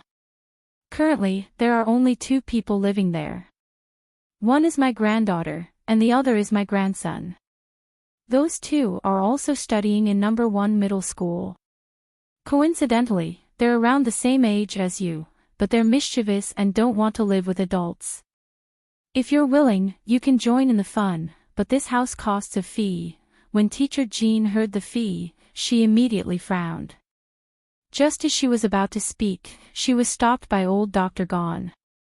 There are 3 conditions for the fee. First, your grades must be within the top 20 in the school. Second, I'll conduct a medical exam every month. It's not very difficult, but you must pass it. As for the third condition, you must follow me to see patients at least once a month. After Gon Songbai finished speaking, Jing Yunzhao understood. Gon Songbai's granddaughter and grandson probably didn't want to be disciplined and wanted to live their own lives.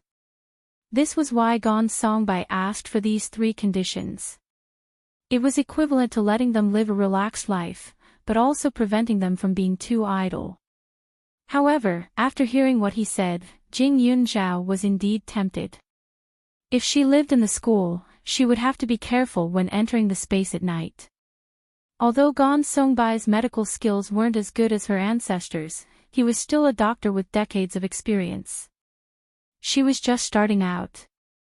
If she could observe and see patients with him, it would be beneficial for her. However, although it was said to be a fee, it was actually beneficial and harmless. She couldn't take advantage of it for no reason. Jing Yunzhao had a serious expression on his face as he said, "I won't call you doctor anymore. I'll be so bold as to call you Grandpa Gon. I really do like the house you mentioned, but my master once taught me that I shouldn't accept a reward if I didn't deserve it. You've helped me a lot, so I really can't accept your kindness for nothing. Moreover, my master also left me some money, so I can pay you some rent every month." Gon Songbai's face also turned serious. "Since you're already calling me Grandpa Gon, then I'll accept you as my god-granddaughter." But how could a grandfather ask his granddaughter for rent? "If you feel bad about it, you can always come and help me out in the future." "I won't pay you." Jing Yunzhao was stunned and blushed. In his panic, he had forgotten that Grandpa Gon had another meaning. However, Gon Songbai was a kind person, and his medical skills were brilliant. He had only seen her a few times, but he wasn't stingy in helping her.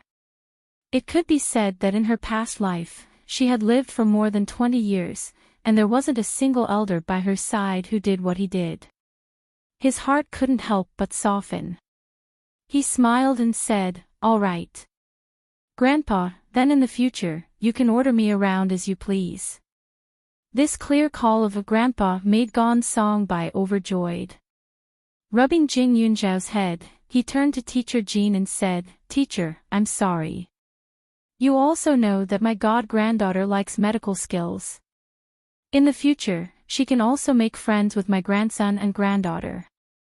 Don't worry, Yunzhao is a good child. I promise that I won't let this child suffer any grievances. I'll also have to trouble you to take care of her at school in the future."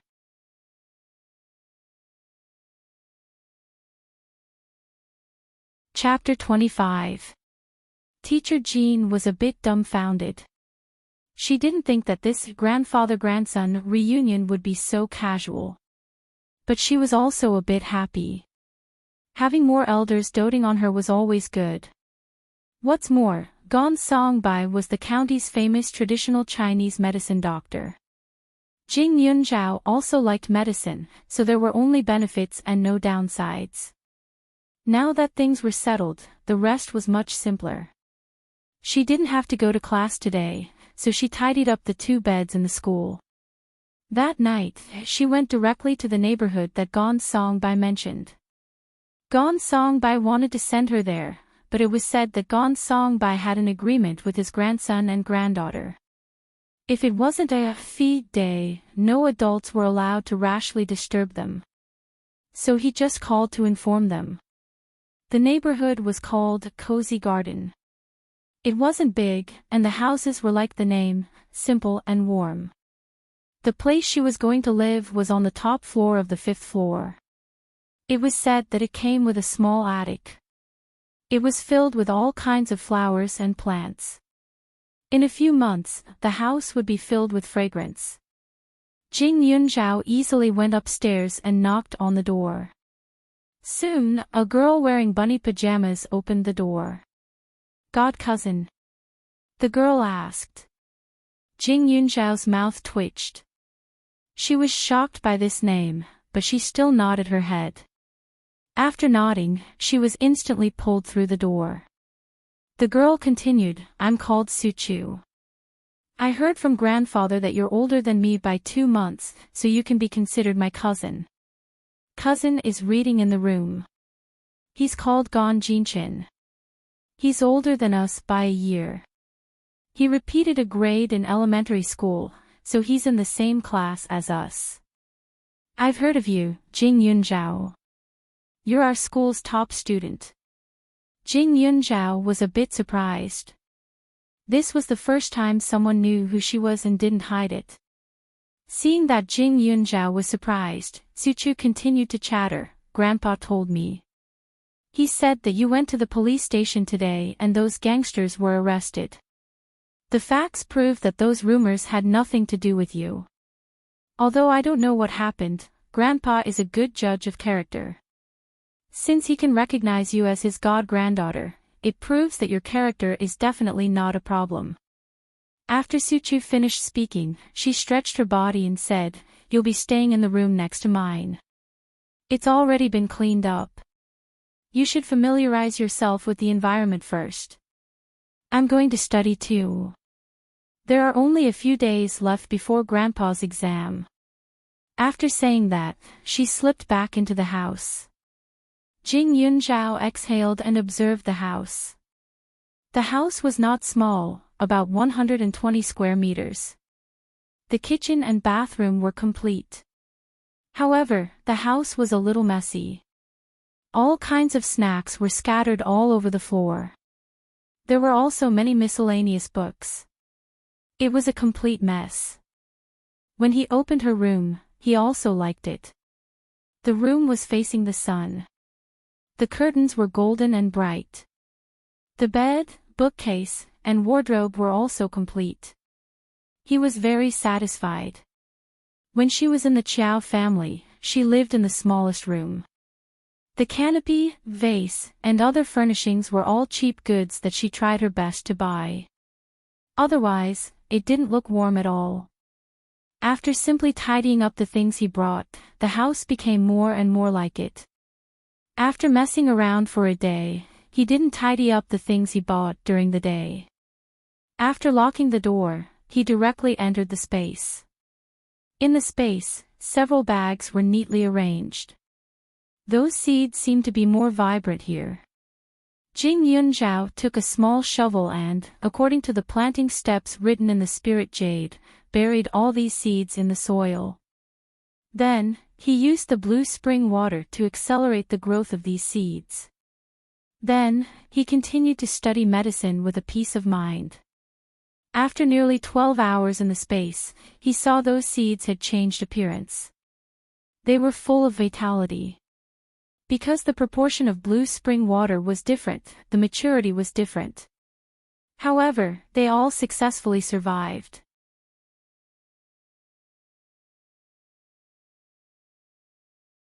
Chapter 26. The space was very wide, especially after she absorbed the spirit jade. She always felt that it was much bigger than when she first came in. Jing Yunzhao only bought about 1 kilogram of these seeds. For example, Cotinopsis pilosula. Although the quantity was not much, it was enough to plant half a mu. After harvesting and making dry goods, this half mu was at least 100 kilograms. Even if it was 50 yuan, as long as she sold these Cotinopsis pilosula, she could earn about 5,000 yuan. With the convenience of this space, no matter what kind of medicinal herbs she planted in the future, it would be much faster. It was a business that would not lose money. Jing Yunzhao was in a very good mood. The medicinal herbs that other people needed 2 or 3 years to mature only took 12 hours here. If she left the space, only 2 hours had passed outside. She was afraid that no one would not be jealous of such a nature-defying method. But looking at the large amount of mature medicinal herbs, Jing Yunzhao had a headache. This money was indeed fast, but it was also tiring. If she planted thousands of mu of medicinal herbs in the future, would she have to harvest them all by herself? Jing Yunzhao thought about this, and a memory fragment popped up in her mind. She was suddenly happy. To think that the spirit jade even mentioned this. She quickly gathered her spirit. Suddenly, the solution was imprinted in her mind. The space in the jade pot was a treasure even in the different world where the ancestor was born. It was not like other spaces that could only accommodate dead things. The space area of the space became wider with the strength of the spiritual power. For Jing Yunzhao, every time she absorbed the spirit jade, it was equivalent to expanding the capacity of her brain, and her spiritual power would become stronger. If she wanted to solve the problem of planting and harvesting by herself, she only needed to drip a drop of blood on the ground to draw out the spirit of the jade pot space. The spirit would take care of everything else for her. With the method, Jing Yunzhao naturally hurried to use it. She cut her fingertip and saw a drop of blood fall into the soil. It disappeared without a trace. When she looked again, there was a blue aura in the place where the blood disappeared. Jing Yunzhao stepped back.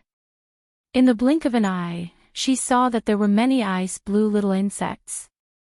Looking at the fleshy appearance of those little insects, they were very cute. They seemed to be guided by her blood and immediately surrounded her. This ice blue insect was only the size of a thumb. She couldn't help but wonder how this little fellow could help her with her work. However, perhaps sensing Jing Yunzhao's suspicions, the hundreds of beasts suddenly crawled towards the herbs. Some of them burrowed into the soil, while others climbed onto the leaves and hugged them.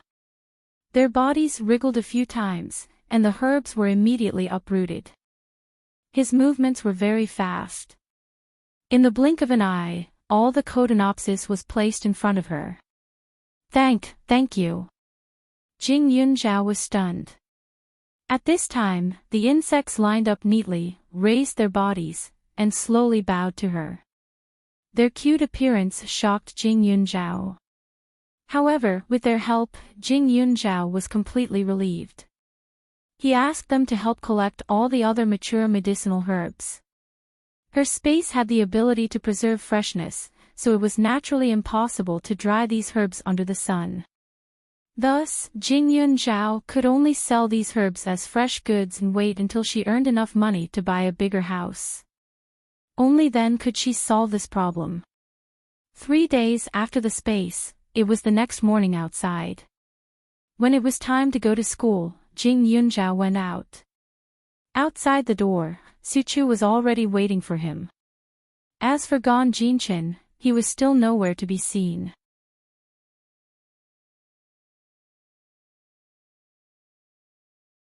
Chapter 27.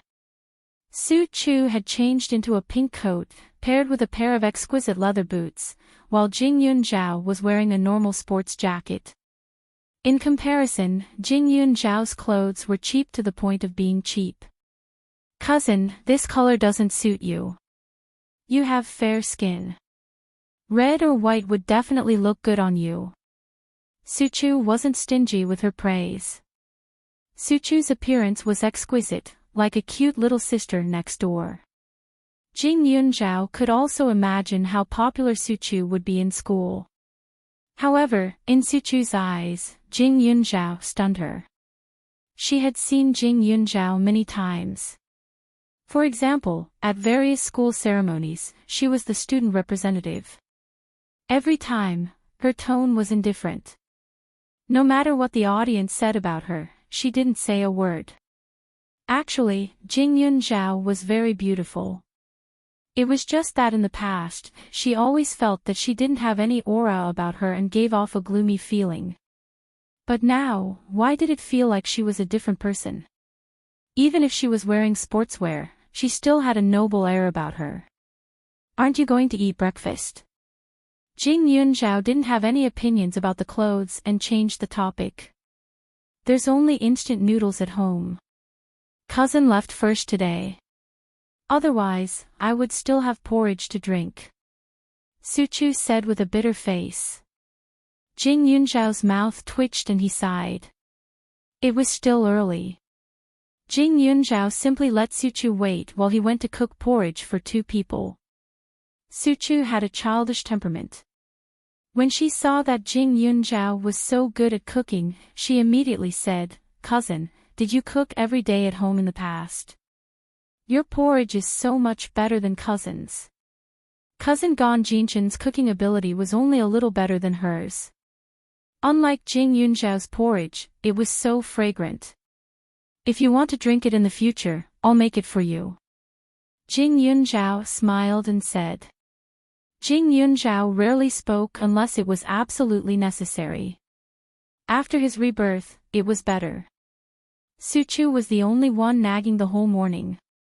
At first, Jing Yunzhao still had the patience to reply to her. But later, he realized that Suchu's thoughts were more jumpy. Their conversations were often not in the same rhythm. Slowly, he just responded and became a listener.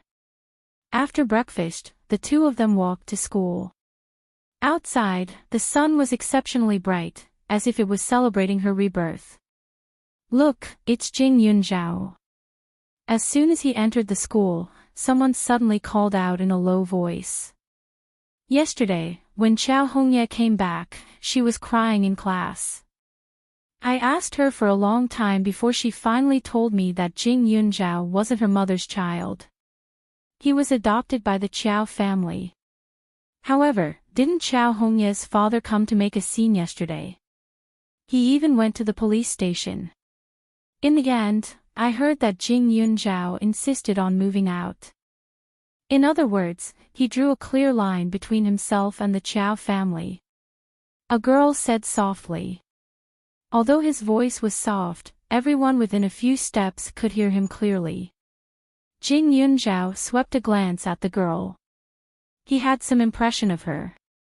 This county high school was the best school in the whole of Huaning County. There were more than 20 classes in the first year of high school. She was in class 1, and Chao Hongye was in class 2 next door. Their classes were close to each other, and they were also family, so there was often a comparison. She remembered that in her previous life, it was this girl called Lu Jia who was the most talkative. She was always by Chao Hongye's side, as if Chao Hongye had suffered a great grievance. She would stand up for Chao Hongye and ruthlessly insult her. At this moment, Lu Jia was still the same as in her previous life. Even when she saw Jing Yunzhao, she was still very proud and even louder. Some people think that they can do whatever they want just because their grades are good. They actually set up their own house. Although they aren't biological parents, their kindness is much greater than biological parents. She actually said that she doesn't want it, and she doesn't want it. I've never seen such a heartless and unscrupulous person.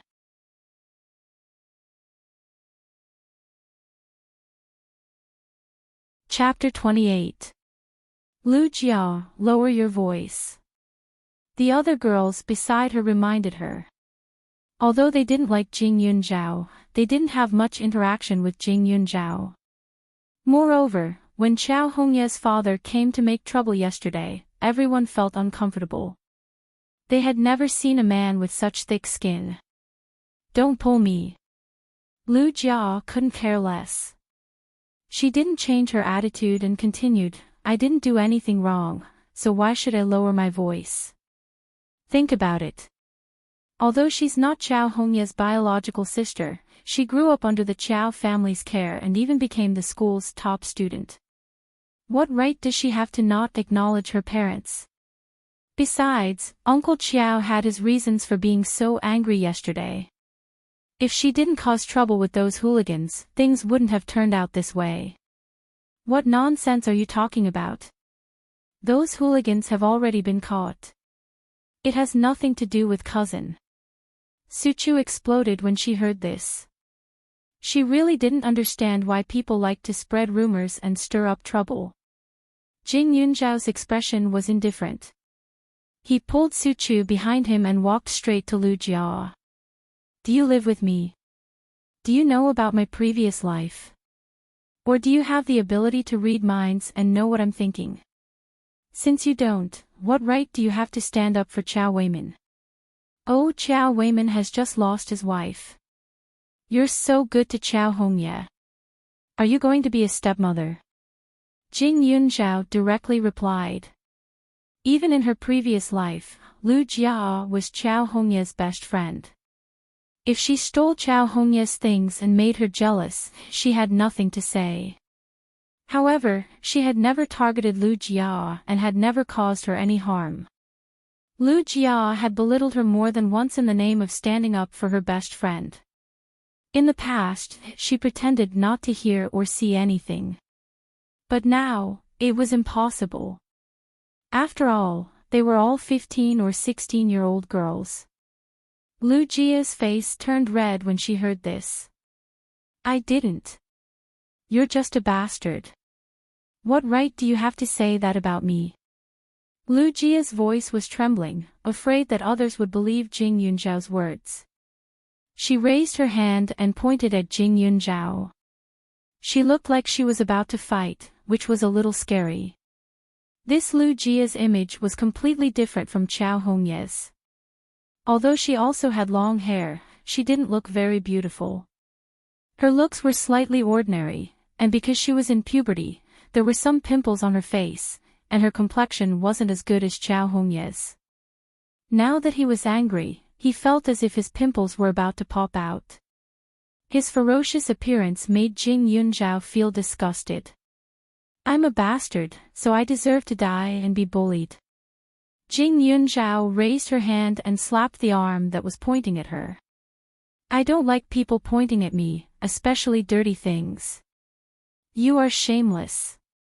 Who are you calling a dirty thing? Lu Jia had always been sensitive about her face. Now that she heard Jing Yunzhao's words, she couldn't take it anymore. After she finished speaking, she didn't care about the people around her trying to stop her and directly pounced towards Jing Yunzhao. She bared her fangs and brandished her claws like a crazy woman, reaching out to grab Jing Yunzhao's face. If it was before her rebirth, Lu Jia might have succeeded. But now, Jing Yunzhao had spent a lot of time practicing martial arts in the space. Although her martial arts couldn't even be considered as a three-legged cat, her strength and reflexes were much stronger than a little girl like Lu Jia. She reached out and grabbed Lu Jia's fingers. She pulled hard, and the people around could faintly hear a caw-caw sound. Lu Jia cried out in pain as tears flowed out of her eyes.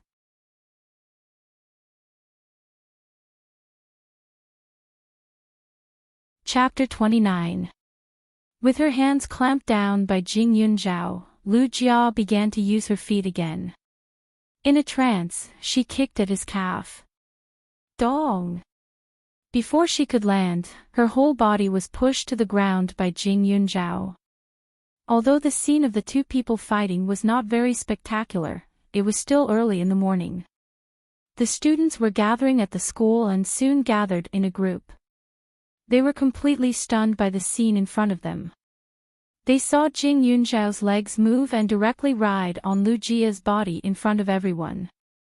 Paw paw, 2 slaps were thrown. Apologize. After the 2 slaps, he shouted coldly. Lu Jia was a little stunned by the slap. She never thought that one day she would be slapped in front of the whole school. You are a bastard. A heartless bastard. You even slept with others. Lu Jia glared but refused to lower her head. Jing Yunzhao's expression became more and more terrifying. He sneered, "Do you know what the crime of spreading rumors is? To prevent you from going astray in the future, I will teach you a lesson today." After that, he swung his hand and slapped her again. After a few more slaps, Lu Jia began to see stars as tears streamed down her cheeks. She couldn't say a word as her cheeks burned from the pain. Jing Yunzhao did not have a violent tendency. Seeing that Lu Jia did not speak, he did not continue to hit her and simply stood up. It was just a few slaps, and it only took a while. When the security guard squeezed in, Jing Yunzhao was already standing there quietly, looking as gentle and easy to bully as before. You children don't learn good things. Fighting so early in the morning. Come with me to the office. The security guard said angrily. Especially when he stared at Jing Yunzhao, his expression was particularly unfriendly. Yesterday, it was her father who made him restless. Today, she caused trouble again. In the past, he felt that this child was very quiet, but now, looking at the girl who was beaten, her face was swollen. How pitiful. Uncle, please prepare the video just now. Jing Yunzhao did not resist, but looked at the security guard uncle before leaving. The reason why she dared to fight back so openly was not because she was really angry, but because she knew that this place was under surveillance. It was wrong for her to hit someone, but that was only because she was strong enough that she wasn't hit. Lu Jia was the one who started the trouble first. She was also the one who made the first move. She was the only one who had spoken rudely all this while. As for her, she was just looking for trouble after being wronged. If she didn't resist, would she have to wait for Lu Jia to scratch her face?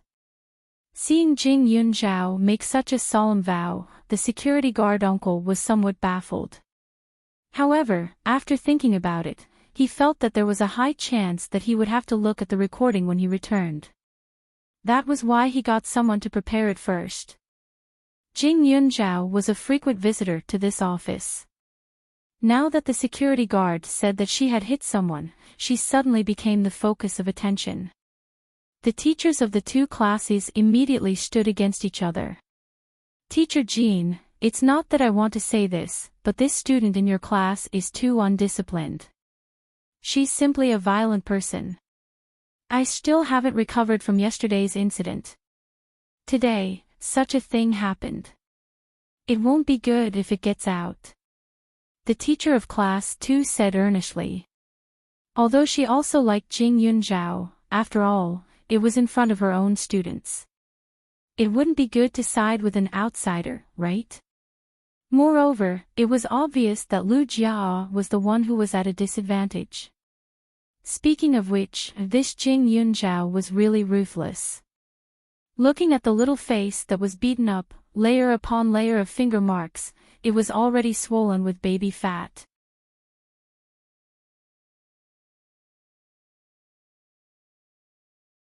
Chapter 30. Teacher Jin's expression also showed that she was in a difficult position. She thought to herself, maybe it's because Jing Yunzhao had just gone through such a huge incident yesterday that the pressure on her heart was too much. Jing Yunzhao, what's going on? Teacher Jin asked sternly. Jing Yunzhao didn't find anything wrong with Teacher Jin's attitude. After all, this female teacher was famous for being fair. The fact that she didn't reprimand him directly showed her great trust in him. Teacher Jin, it's my fault for hitting her.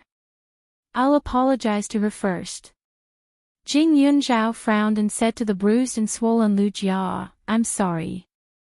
Without waiting for anyone to speak, Jing Yunzhao continued, but I don't regret it.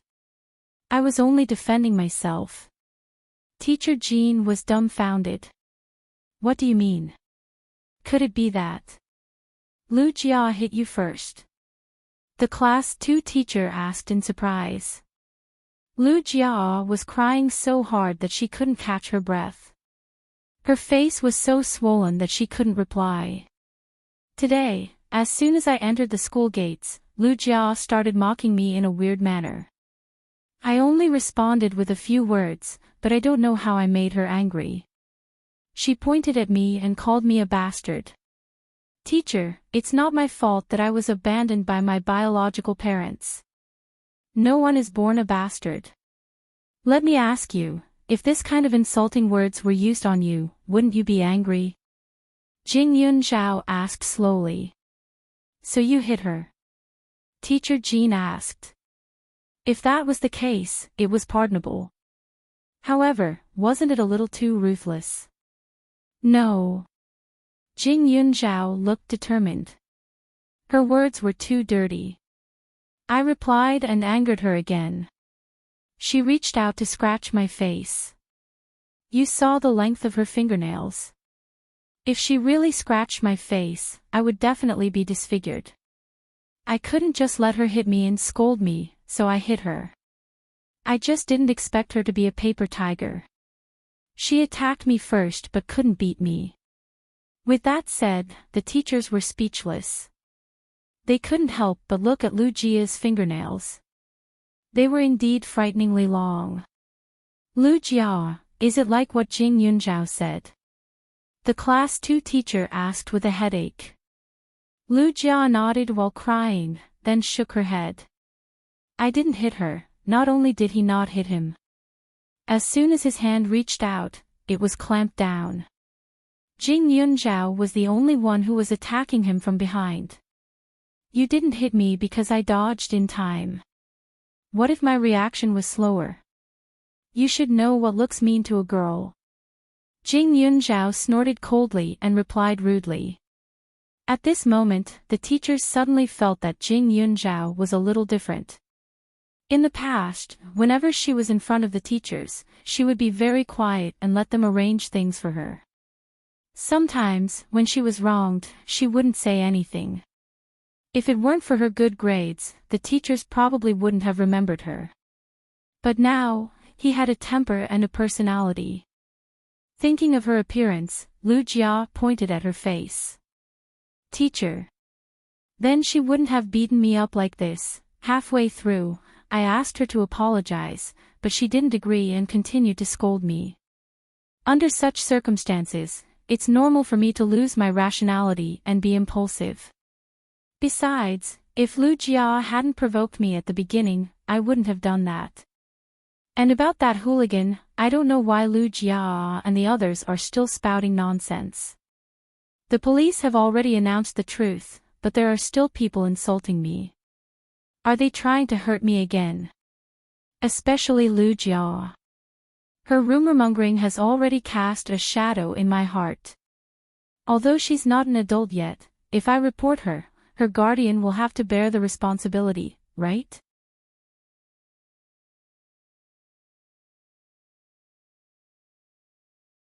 Chapter 31. Although the legal responsibility wouldn't be too serious, there would definitely be some monetary punishment. Jing Yunzhao's words were spoken with such certainty that every word left her mouth, causing Lu Jia's heart to tremble. The police will announce the truth. What truth? She was a little puzzled. Didn't everyone say that Jing Yunzhao had an affair with a hooligan? Could it be that it wasn't? Teacher Jean sighed. I've already discussed this matter with the higher-ups. Rumors in school are very strong, so during the morning exercise later, there will be a broadcast to clarify things for you. If a good student was ruined by these rumors, how could she resent the school in the future? Lu Jia, get your parents to come later. Class 2's teacher felt aggrieved as she said, you did suffer a loss, but this loss wasn't justified. Did Jing Yunzhao offend you? You don't know the truth and yet you fabricate things. Do you know how bad of an impact this will bring? As Class 2's teacher spoke, the security guard took out the surveillance camera. When everyone saw it, they were even more speechless. Although there was no sound and they didn't know what they were talking about, there were so many students around. Any one or two of them would be able to interrogate them clearly. Jing Yunzhao was a little ruthless when he hit someone, but Lu Jia was the one who made the first move. If Jing Yunzhao hadn't dodged in time, his face would probably have suffered quite a bit of injury. Teacher. Lu Jia opened her mouth in an attempt to resist. Enough. Your parents have to come. Go to the infirmary first. What's with the ruckus from a young girl? Class 2's teacher said angrily, feeling uncomfortable. His own classmate was finding fault with others, but he was the one who suffered the loss. How useless. Jing Yunzhao pursed her lips and didn't say another word. Now that the matter was settled, she said goodbye to Teacher Jean and left. Outside the door, Suchu was eagerly watching. When she saw her come out, Her eyes lit up. Cousin, you're really something. Lu Jia didn't even have a chance to retaliate. That's fine, but she even had to call her parents. This is so satisfying. Suchu laughed so hard that she rocked back and forth, not caring about her image at all. Jing Yunzhao looked at her helplessly and said, I was lucky. If there weren't any cameras, I wouldn't have done that. She was not a fool. If there was no evidence, the weak would definitely have the upper hand. No matter what she said, it would be useless. Suchu stuck out her tongue and refused to let go of Jing Yunzhao. The students passing by were all shocked by this scene. He didn't know if there was something wrong with the school recently. Jing Yunzhao, who had always been a loner and didn't like to talk, not only beat someone up but also made friends. Moreover, that girl was the representative of the school belle list. No. One high school was so big that almost all the talents and beauties in the county were gathered there. Some busybodies had created two lists, which were the campus belle ranking and the campus hunk ranking. On that list, Suchu was ranked third as a cute little girl.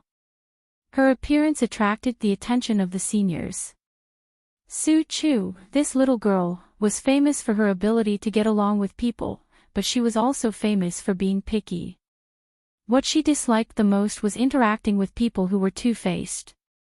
Today, she was walking together with Jing Yunzhao, so she couldn't help but feel strange. Could it be that this Jing Yunzhao really wasn't as bad as the rumors said?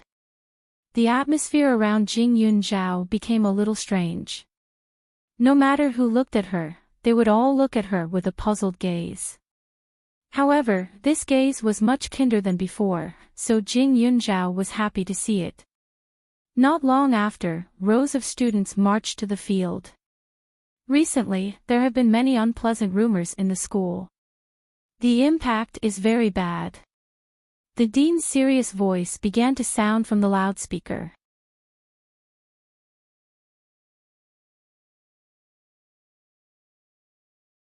Chapter 32. As soon as the headmaster spoke, the students below were already whispering to each other. He's not talking about Jing Yunzhao, is he? That's for sure. Other than her, no one else has caused any trouble recently, especially yesterday. You guys didn't see how her father was like. He was so fierce, shouting at the top of his lungs that Jing Yunzhao had hooked up with a hoodlum outside. It was originally just a rumor, but after the commotion yesterday, it actually became true. Even by Jing Yunzhao's side, there was no lack of such voices. Students below, please be quiet. The headmaster's voice grew louder as he continued, regarding the recent gangster incident, Jing Yunzhao has already reported it to the police with the accompaniment of the school. Those people have also been arrested. After interrogation, it was confirmed that the incident had nothing to do with Jing Yunzhao. Both parties did not know each other, and there was no such puppy love incident. Therefore, from today onwards, the school hopes that all of you will watch your mouths and not speak without thinking. All class teachers, please take note as well. If you discover any students causing trouble out of nothing, you must strictly educate them. The rest of the time was still the headmaster's incessant lecture. In the end, he pointed out, Class 2's Lu Jia caused trouble in school. She will be heavily criticized here. If she commits the same mistake again, she will be given a demerit. After he finished speaking, the students were in an uproar. Jing Yunzhao breathed a sigh of relief in his heart. His eyes also flashed with some emotions. Finally, it was not like in his previous life, where he had dirted himself and could not say anything. Looking at the row of students next door, Chao Hongye's body fiercely trembled.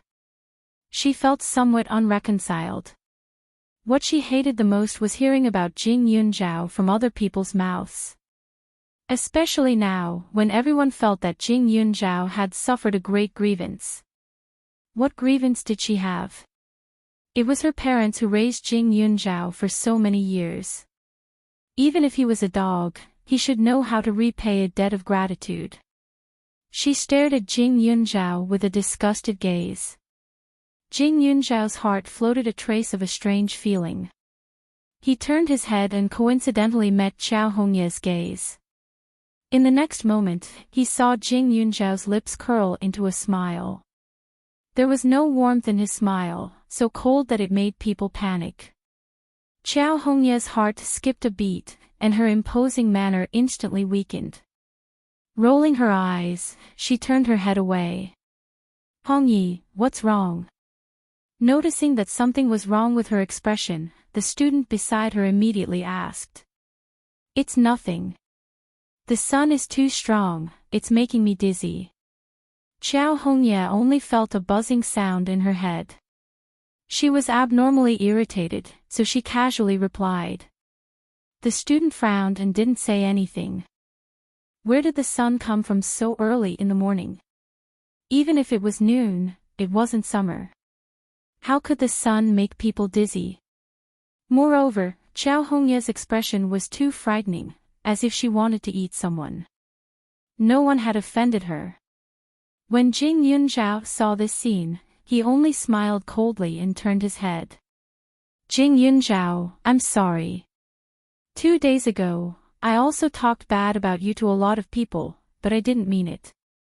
I originally thought that you. On the way back to class, a girl suddenly blocked Jing Yunzhao's path and apologetically said. Now that you know the truth, it's fine. Jing Yunzhao replied with a smile. She was calculative towards her enemies, but the majority of the people in this school didn't have any bad intentions towards her, so there was no need to keep harping on it. Moreover, this girl had already come to apologize, which meant that her reputation had improved. This is the first time I'm talking to you. Originally, everyone said that you were fierce, but now I realize that you're not. Moreover, your grades are so good. Can I borrow your notes in the future? The girl's expression immediately relaxed as she asked. No problem. Jing Yunzhao didn't interact with people often, so at this moment, he seemed pitifully quiet. However, the slightly fresh smile on his face imperceptibly infected many people. Even he didn't realize that many boys couldn't help but blush when they looked at him.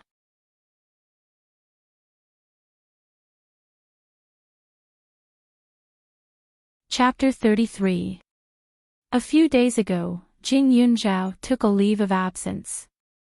Now that she was back, she had a completely different image. The entire class was filled with excitement. Although Jing Yunzhao's grades were good, she was not popular in the class. In the past, no one was willing to be her desk mate. However, she was stubborn. In the end, she simply moved her desk to the back of the class, and no one was in her way. But today, when Jing Yunzhao entered the classroom, she strangely found that her desk was gone. Jing Yunzhao. Your seat is here. In the crowd, a voice suddenly shouted with a smile. Following the direction that the person was pointing at, Jing Yunzhao was stunned. That seat was the golden location in the class. If she remembered correctly, the desk mate was the class monitor.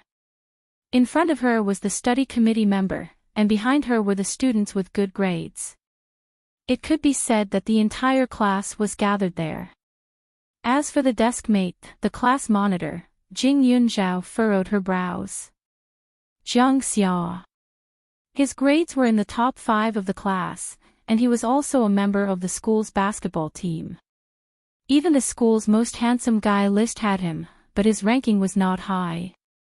The reason why Jing Yunzhao remembered him so clearly was not because this person was outstanding, but because in her previous life, he was the one who pursued her crazily.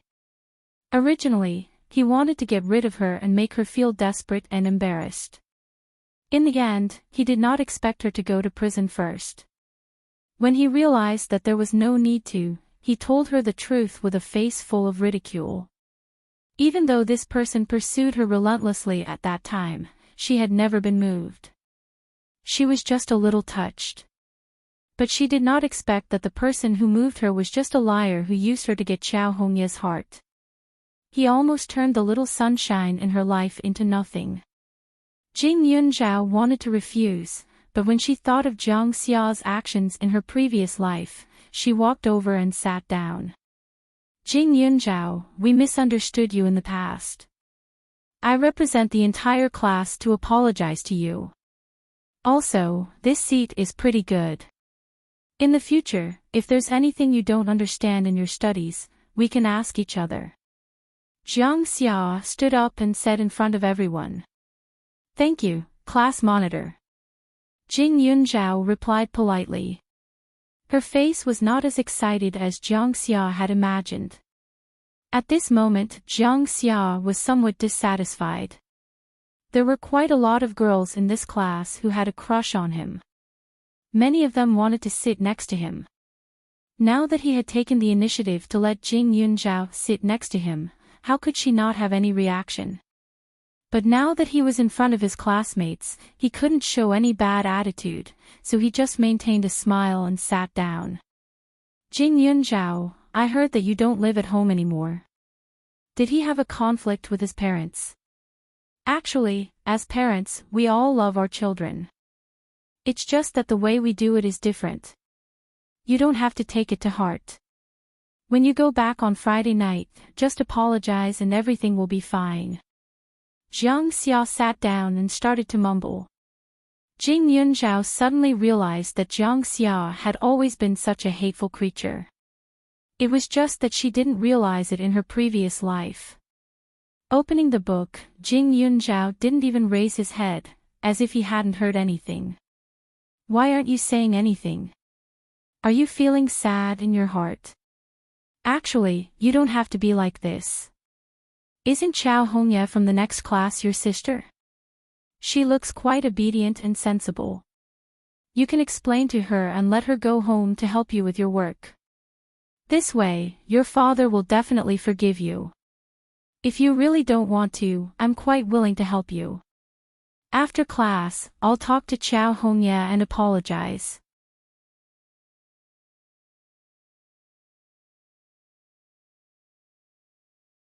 Chapter 34. Jiang Xia's kind face, coupled with his sunny appearance, indeed gave people the impression of a kind heart. If she was really anxious to reconcile with the Chiao family, she might even be touched by his kindness.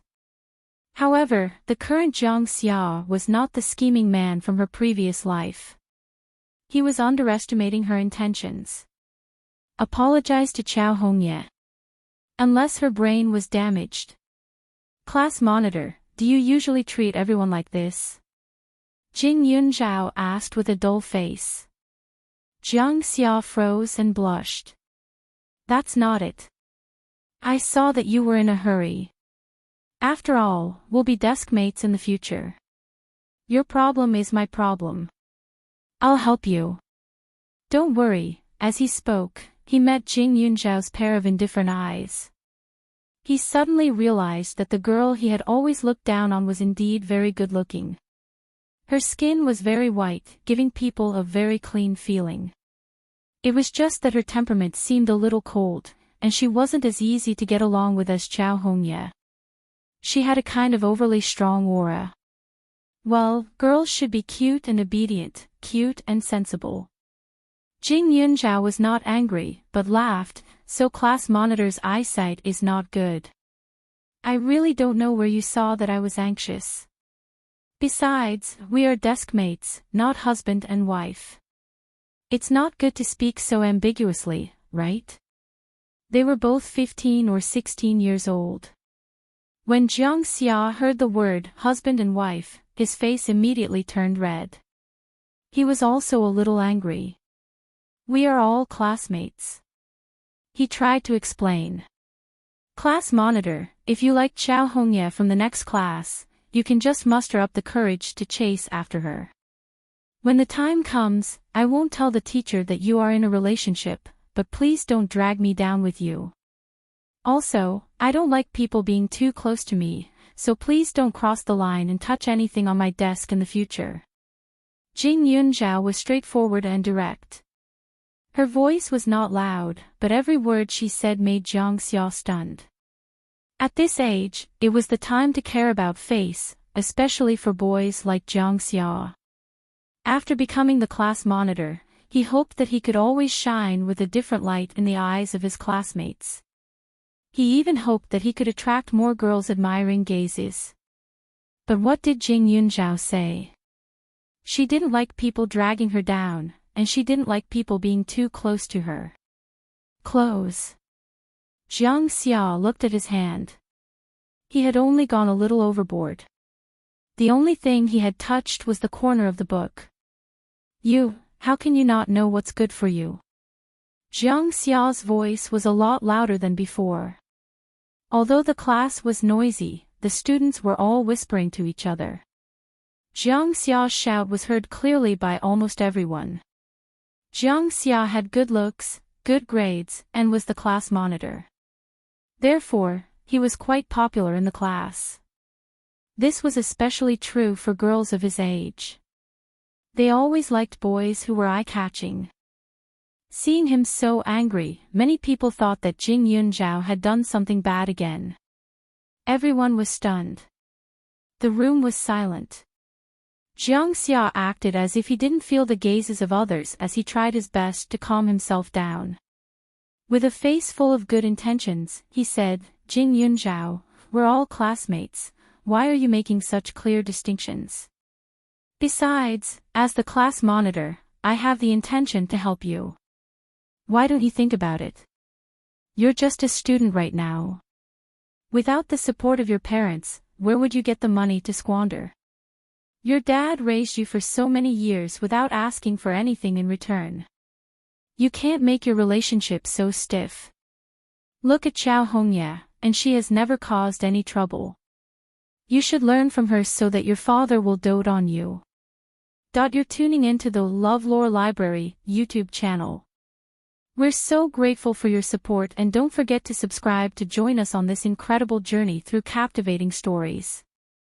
Your generosity through donations truly makes a world of difference, as it's the primary source of revenue that allows me to expand and enhance this channel for you. Thank you from the bottom of my heart for being a part of this adventure.